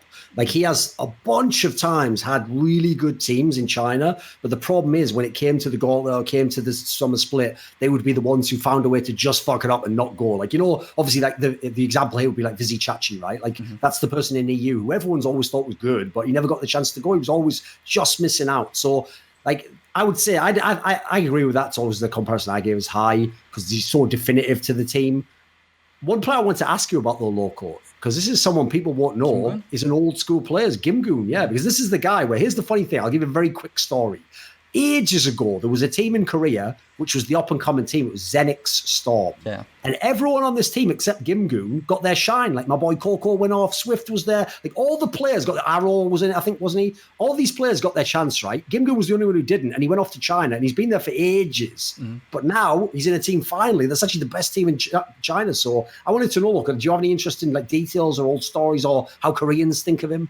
Kim Gun was someone like that was kind of on the import list for a while for a lot of teams, but he never really got the chance and he grinded out in China. And from what I heard of him, like he was stuck in like really unfortunate situations a lot. Like he was kind of like he's in some bad teams. Yeah, so he'll overplay and he'll try to play carry champions, which weren't quite his forte until like more recently. And he still kind of plays that role sometimes where he'll get 1v3 though, where he won't get as much resource because Doinby still likes to dive bot lane a lot more than they like to play towards top side, and he'll be able to outplay those situations a lot. So yeah, I mean, I really like making Western player comparisons to a lot of the Eastern players, especially for like the unknown ones. So think of Kingun as like better Dyrus and Dyrus that can also play carries when given the chance. I mean, to be fair, early in his career, Dyrus could play carries. It's just that he was the original person in TSM that they just systematically destroyed the champion pool playing style and then mentality off. Like, he was the first true victim. If he'd have maybe held up for 2 more years and they just kept beating up Dyrus, maybe the junglers would have survived. Who knows? That's the part no one ever thinks about, Loco. It's the part no one ever gives the credit to. Like, do you have any thoughts at all on this group upset? I don't blame you if you don't, but I want to know, do you have any thoughts on FPX? I only know FPX basically, and they seem to be like, they seem to be just a really good team overall, like how they choose fights and how they approach the game. And yeah, Doinby is obviously a really special player because he's a really fucking good mid laner, but not in the conventional sense where I think he will pick Akali or LeBlanc and like assassinate people or like hard carries this way. He hard carries through being a supportive style of play. Like he picks like Nautilus, he roams a lot, he even played like Poppy mid, and he's like really fucking good at playing tanks, I think, and giving his team space, and also he has a really good eye for roaming. And actually a player that's like quite underrated is Tien, I think. Yes, the jungler is within the LPL, he is considered a very, very good jungler. Yeah, he's really fucking good. And what's funny is actually the player that's considered worst on the team seems to be the AD carry, even though this region is like known for super strong AD carries. When I saw like even the people like the casters rank him. He was like ranked as the 5th maybe, under like Loken and even like Imp or Uzi, Jack Mystic, Lab. yeah. It's something like that. So he's like not rated that highly, but I think he's still like really good mechanically. He's a pretty good player. He just does like more mistakes, I guess, than others. This might sound like a cop-out, but I'll just say this now, because every Chinese team we talk about during Worlds, it's going to happen. Like, it's going to sound weird, because here's the thing, like, I know this is one of the areas I think I have a strength in esports is, believe it or not, because in my life, for the first 20 odd years of my life, I was terrible at communication.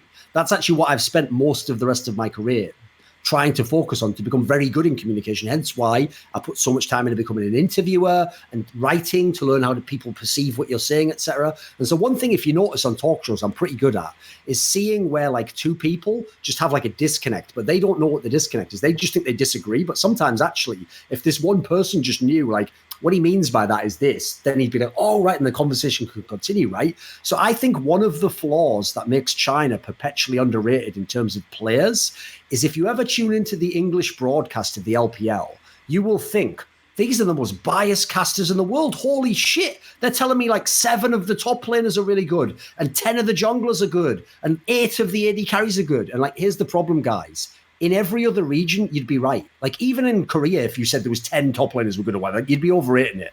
The problem is, China really does have that talent base. I'm not exaggerating. Like, when I said earlier, the Shawal guy, like, he was never the best, but he was very good. And his team wasn't even, like, vaguely a top team last in the split before when he was playing for them. Like, that's how deep that pool is. And that's why, when I asked about Gimgoon earlier, there have been players, a classic example is one of my favorites, the top lane carry Flandra from Snake Esports. He's never been to fucking Worlds. Tell you what, though, he's better than a lot of players that did go to Worlds if you go back a few years. So that's just the problem with a region that has insane talent, is you're going to sound like you're just sucking everyone's dick. But actually, a lot of the players are really, really good. For me, it was never individual players that ruined China. It was always like stylistic aspects, or maybe they didn't understand how to prep when they went to Worlds or something. I always thought it was extracurricular things, as it were, you know. What do you think, Upset? Because when you watch, right, and obviously the good thing is you're watching to some degree with like fresh eyes, right? Because unless it's Uzi or Jackal, someone you know and you've seen internationally, if you watch the guy you're talking about, LWX, for you, it could just be a solo queue game, right? You just judge him with the eyes. Mm-hmm. Like, when you watch the LPL, what would you say the average level of the AD carries you've seen? Yeah, it's really high, I think. And people are not scared to make mistakes, I think. And the mindset, especially like in laning phase, seems to be much more to like hard commit if you can see an all-in, where in other regions it's like, even in Europe it's more controlled, even though Europe has been getting like more aggressive over time.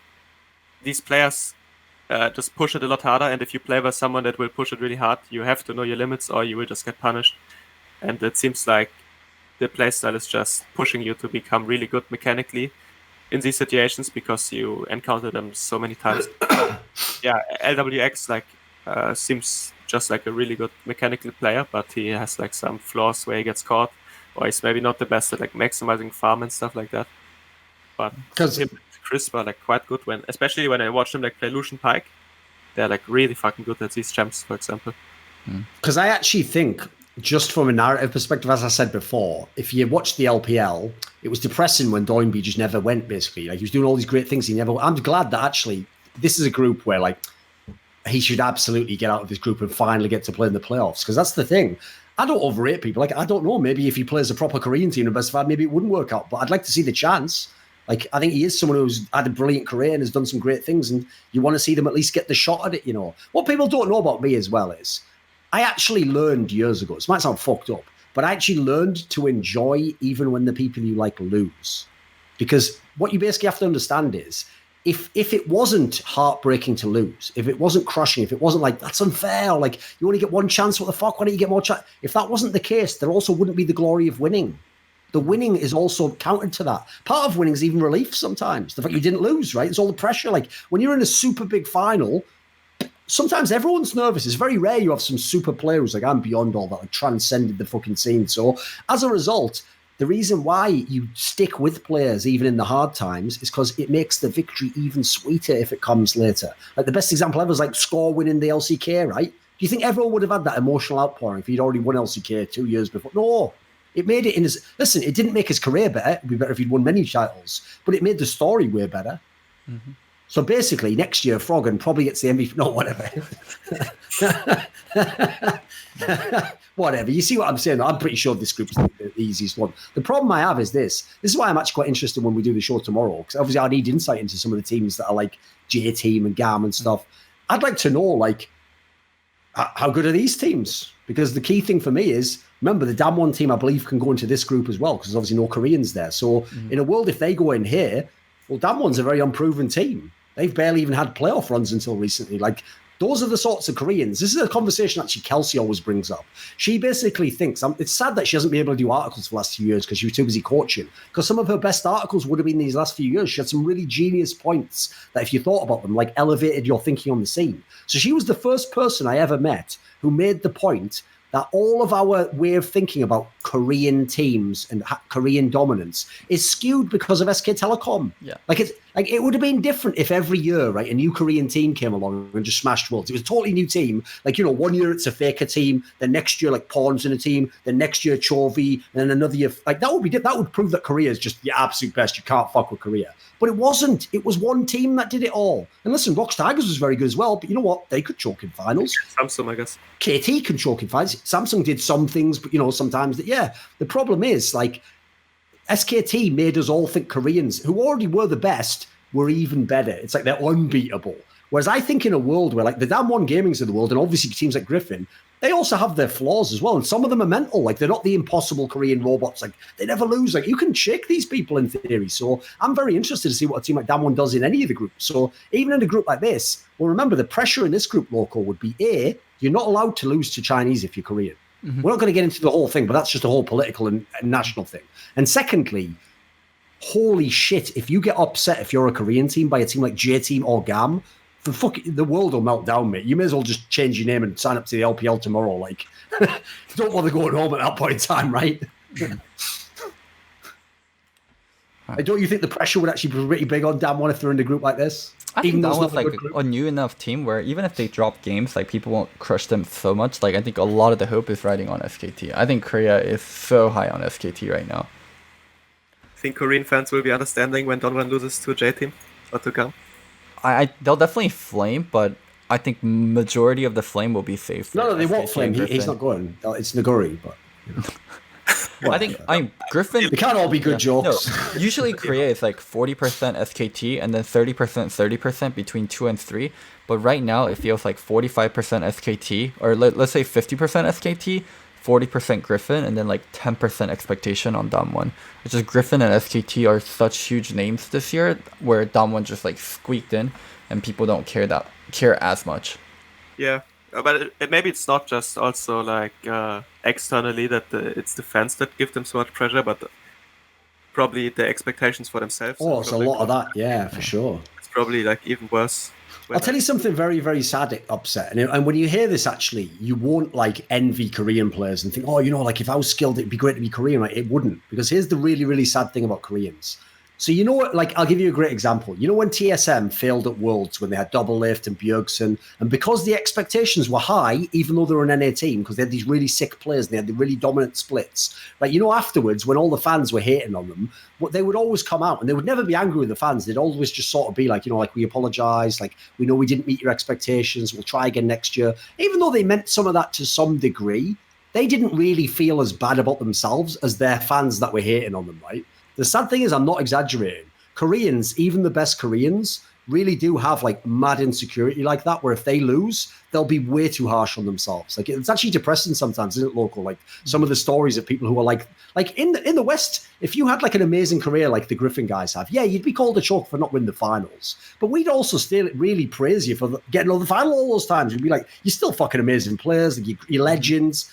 In Korea, they are kind of thought of as choke. Like Local's saying, even though they're a fucking amazing team, no one's putting like, oh, I put my trust in them to do well. Like, everyone's kind of like, fuck them, they'll probably choke anyway.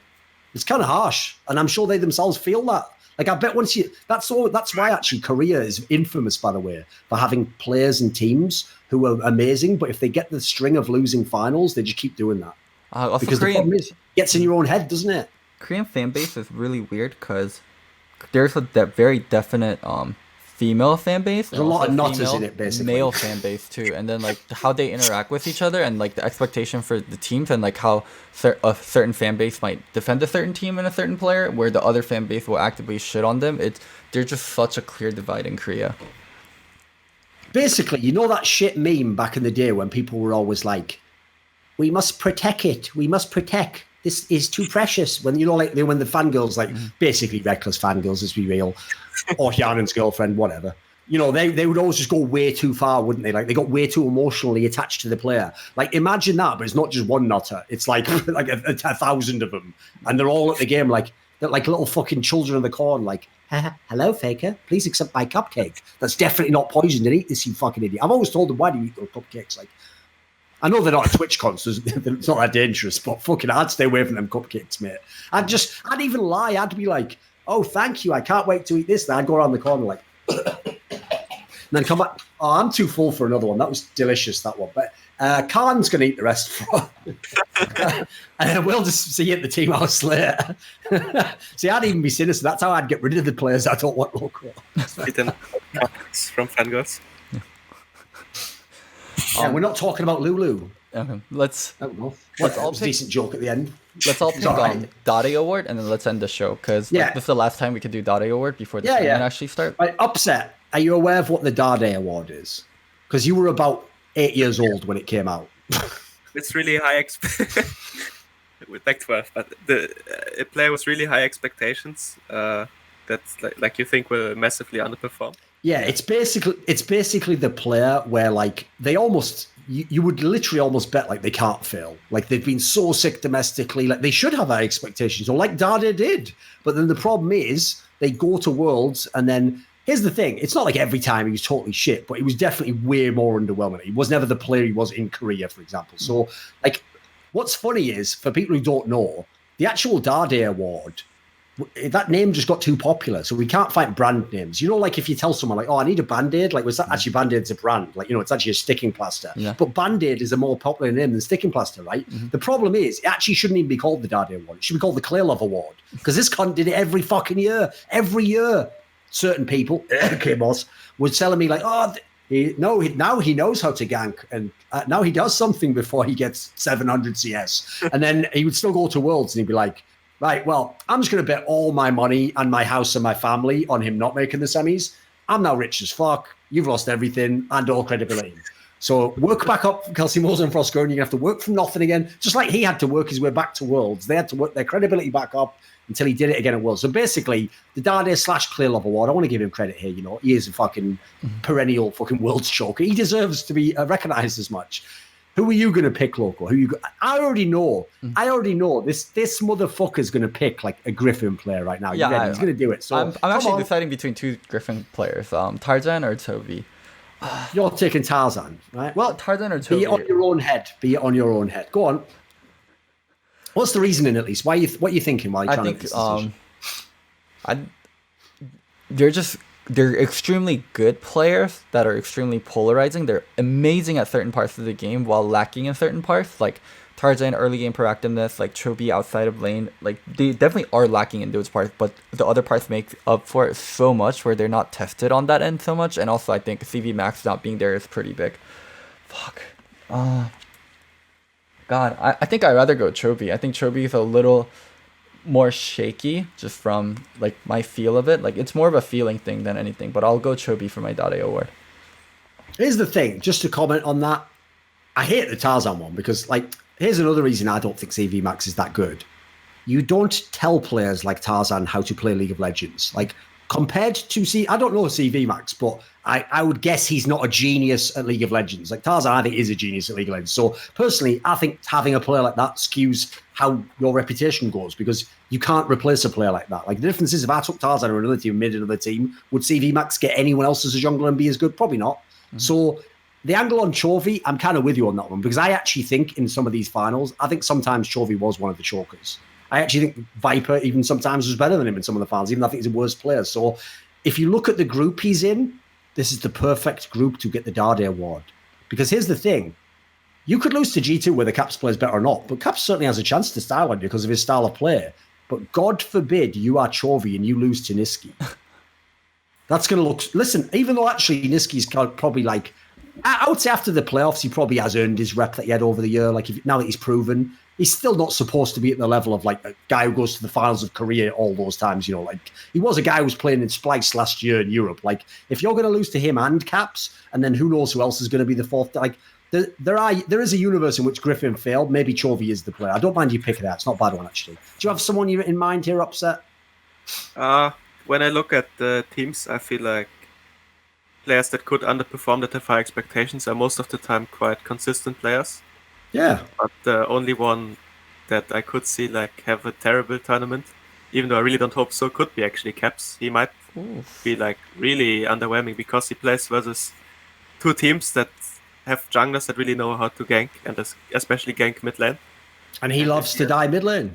Two junglers, yeah. He loves to test his limits a lot. Like, I don't think it's going to happen because I think G2 is like a well-rounded team, but I could see him like maybe int a lot of games versus these two teams, especially because they have really good junglers, and then maybe like even drop out in groups. Let me ask you a question, right? This is just to test both of you to see what you think, because you guys know more about the individual part of the game than me.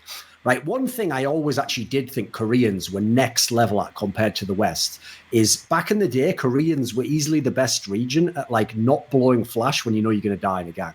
Like they don't go like, oh, there's a 1% chance. They just go like, there's no point. I may as well just save the flash and have a chance next time, right? Whereas actually a lot of Western players would play like solo queue and they would just do the flash anyway without even thinking and go, oh, I died anyway, didn't I? Right? I think Caps is the opposite. So even though if you get away with not using your flash and you somehow escape what looks like a surefire get, you're a genius. The amount of times I've seen this guy die with flash up when he would have survived, he would have made it under the tower. Like he was way far forwards and he sees them both come in behind him and he still tries to walk through like and do like some next level juke. Like, am I off base here? I feel like he does it too much. I'm not sure. I'll let him finish her. Yeah, I think Mickey had like a similar issue for quite a while where you just don't want to flash and try to outplay it, even though you probably should flash. He means Mickey X here, not Mickey X. Just to into Mickey X. But I think it's like a sign of a player that's trying to push himself. And Caps is like probably the player that does it the most in the whole world, I would think, at the highest level. So yeah, it's a tendency. But what you really hate to see is when somebody's dead for sure and then uses flash. So I would rather have it this way than the other way. See, that's how hypocritical everyone is in this game. Doublelift saves flash. Also, why do you guys get so harsh on Doublelift? He saved flash one year. Next year, used flash. Now you're bagging on him for that. Like, the guy can't win. Damned if he does that. I'm too good with narratives. That's the problem. Right, go on. And I'm trying to think of what man's going to be for this one. Let me think. I think Caps and Chosen were actually really good ones. They're pretty good ones because the good thing about them is like there's good reason why they should be players with high expectations, but there's also good reasons why it could go badly. Let me think. You could like Uzi, but he's probably too consistent of a player. Yeah, and also I'd add in, this wasn't like his best year or anything. And again, he was out of the team, and RNG actually wasn't that good. So I actually feel like the expectations, I know from Western fans they are, but I feel like actually they're more tempered if you look at like Eastern regions, etc.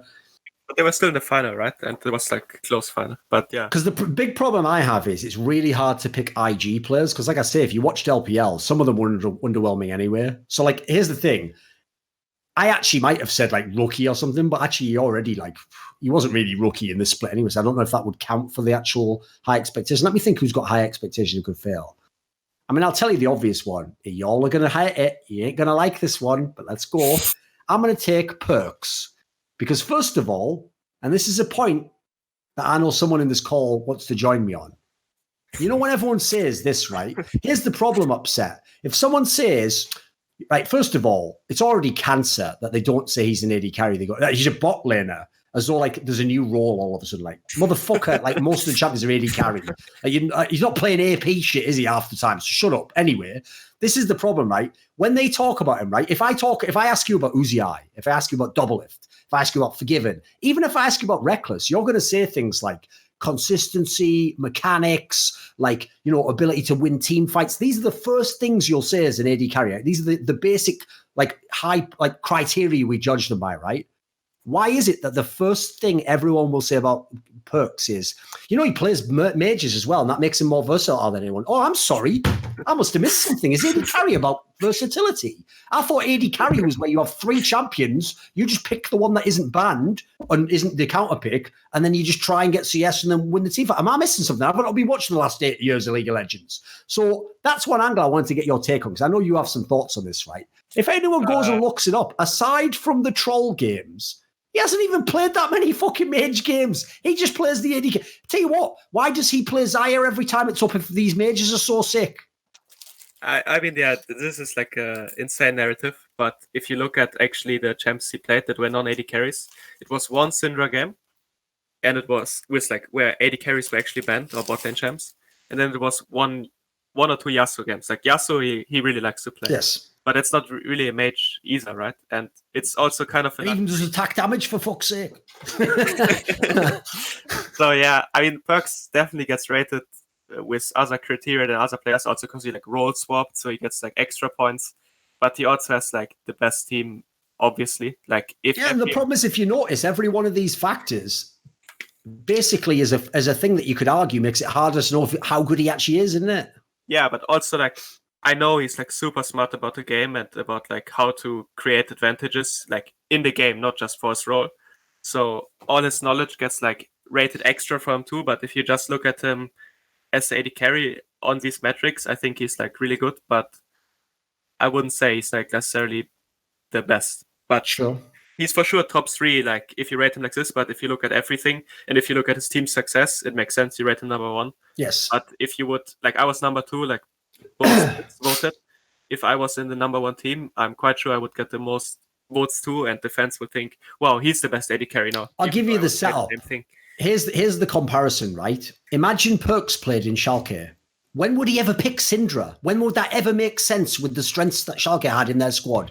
Never is the answer. You would never make it work, or it would be one fluke game against a bad team. Like that would never ever work. So as a result, that versatility either wouldn't exist or actually would play against you.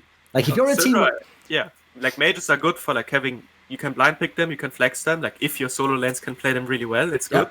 But that's also like your solo lanes have to play them really well, and they're like strong early and they can pressure, but they don't snowball like AD carries. You can't take objectives like with AD carries, and they also don't scale like AD carries. So it's like it's really specific for your team if it's actually good for your team. But this sounds like the biggest cop-out ever, but the problem with the whole mages versatility angle is both sides clearly play into each other. Having someone who can play and be versatile when you have the other strengths is brilliant. Now you've got even more options, but you also can't use that as much unless you have the other players in the other lanes and the sick players to play with. So I just feel like it counts in favour of him to some degree, but I think people went too far with it, basically. Like he said there, it's become an insane narrative. So anyway, the reason why I'm picking him as my Dade Award, because everyone I know is already freaking out, like, oh, Thorin, you fucking idiot, he's amazing. That's the point of the Dade Award, you fucking cretin. If he already failed, it wouldn't be the Dade. That's how dumb. Everyone in this chat right now, I haven't read it, but I can psychically know what dumb fucks think.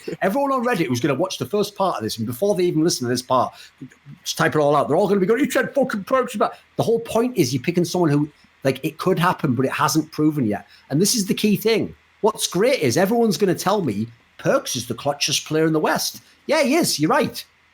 For the last 2 years. Did you ever see the first couple of years? All he was clutch at, he used to cry earlier than Reckless did. At least Reckless fucking like went out in the playoffs and started crying. This guy was just having a fucking... Oh, I come from Croatia all the way, and I've just lost this match. That's not clutch. Someone who's clutch is like the Iceman, like, get him next year, boys. Sven, you're going to TSM, it's a punishment, no, whatever, yeah, exactly. So here's the thing, I agree. My point is there's like a couple of reasons that aren't crazy as to why he could. And then throw in, listen, I don't think he's going to lose to Sneaky, but I tell you what, if he does, that's not going to fucking look good. There's the Dade Award right there. And then, even though I said I think Viper's slightly overrated, he's still a very good player. And by the way, Viper can play a couple of mages too. Oh, did you hear that? Oh my God. But that must mean Viper's the best player in the whole world. He can play mages? Oh no. What? He can play, oh shit, he can play mage. Game over, son. What if this, don't even listen to this, Loco, this is going to blow your mind. What if Viper plays a mage in the Perks play the carry, and Viper wins? It's impossible. It can't happen, please. I'm not ready for this world. So listen, I'm just telling you right now, this is why Listen Loco is the best show. Because y'all think I just bag on TSM for Fnatic, don't you? Y'all think, He's always fanboying G2 and Team Liquid. I just went in on Team Liquid. I just took 2 of their players. I showed you that. That's in Europe. When they come to the international level, here's the thing, every great player has flaws, let's be real. It's only very, very rare occasions you get some like Faker guy. And even as I said, Faker now isn't even that player. But, at times in the past, maybe Faker and Rookie and some of these players had like a split where they were perfect. But practically no one is without like a flaw that if the right person played you, couldn't have a chance to beat you. What do you think of that pick? Is that pick 2 out there, Loco? For Perks, oh man, I respect the hell out of Perks, and as you said, like I think Perks has been incredibly clutch in the last 2 years. So if he's been incredibly clutch and he has insanely good teammates, I don't really see him failing. Where Griffin, like I'm not too sold on Doran, and like both Chobi and Tarzan have choke potential, and they also lost their coach, and they haven't played internationally, so they're really not proven. So I think that's why I really like the Griffin pick. So yeah, and like for Caps, like Caps has been up and down consistently, and as Upset said, he's playing versus good junglers in his group. So yeah, I think Perks is actually really unlikely. I'd be shocked if it happens. Because here's my problem as well. I'll throw one little extra nugget in for you. Here's a little bonus for you.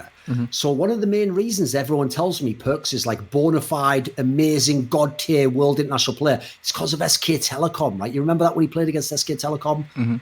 Right, SK Telecom had to fucking cut one of the players after that who was in the lane that he beat. They cut him. Like he's a legend. Exactly. They cut a legend because they did, but it was also because it just his time was past. Okay, and by the way, it was even the right move. If you look at how they played without Mata, even though I love Mata, I would even agree it was the right move. He'd gone too far. So I'm just going to say, like, that looked a lot better 5 seconds after the SKT series than it does now. Unfortunately, I'm not hating. It didn't change the context. But it just basically, it isn't as sick a reason to think he's going to dominate everyone now. Anyway, whatever. As I say, it's the Dade Award. He could still go on and be a sick player like he is, and he could still be really clutching and do awesome stuff. But there's the Dade Award, right? Is that the end of the show? Is there anything more? One thing about the match thing. It's like, not that other people can't play it. They just don't think it's like that good right now in the meta. And it's like really niche. And even Perks thinks that, otherwise he would be playing them. Yeah. Like I said, like anyone, he just picks Xayah if it's available. It's like probably the best pick, right? He's like super insane, just as the AD carry. When you look at like carries, I think he doesn't get rated the same. Like having one MSI and it's like put on a different level, I feel, but he's not like carry. But as a player, it's super special. Now the other headset started skipping some of the words. We heard most of it, luckily, but it did skip a few words there. We can hear most of it, though. All right, let's close it out. Well, Upset, thank you so much for being on the show. And Duncan, I'll see you tomorrow. Guys, I'm so sorry for some of the audio upsets and not having the cam, but it's the situation. Let me thank my Patreons, and let's end the show today. Thank you to our gold Patreons, ButtPounder420, Tobias Bernasconi, and Icelandic C9 Fan, and Texas Beans Ho Ho Ho. And thank you to all the Twitch subs and all the other Patreon subs. Without you guys, it wouldn't be possible. And yeah, I'll be back tomorrow, and tomorrow, hopefully, I'll have a better setup. Let's go host someone and end the show.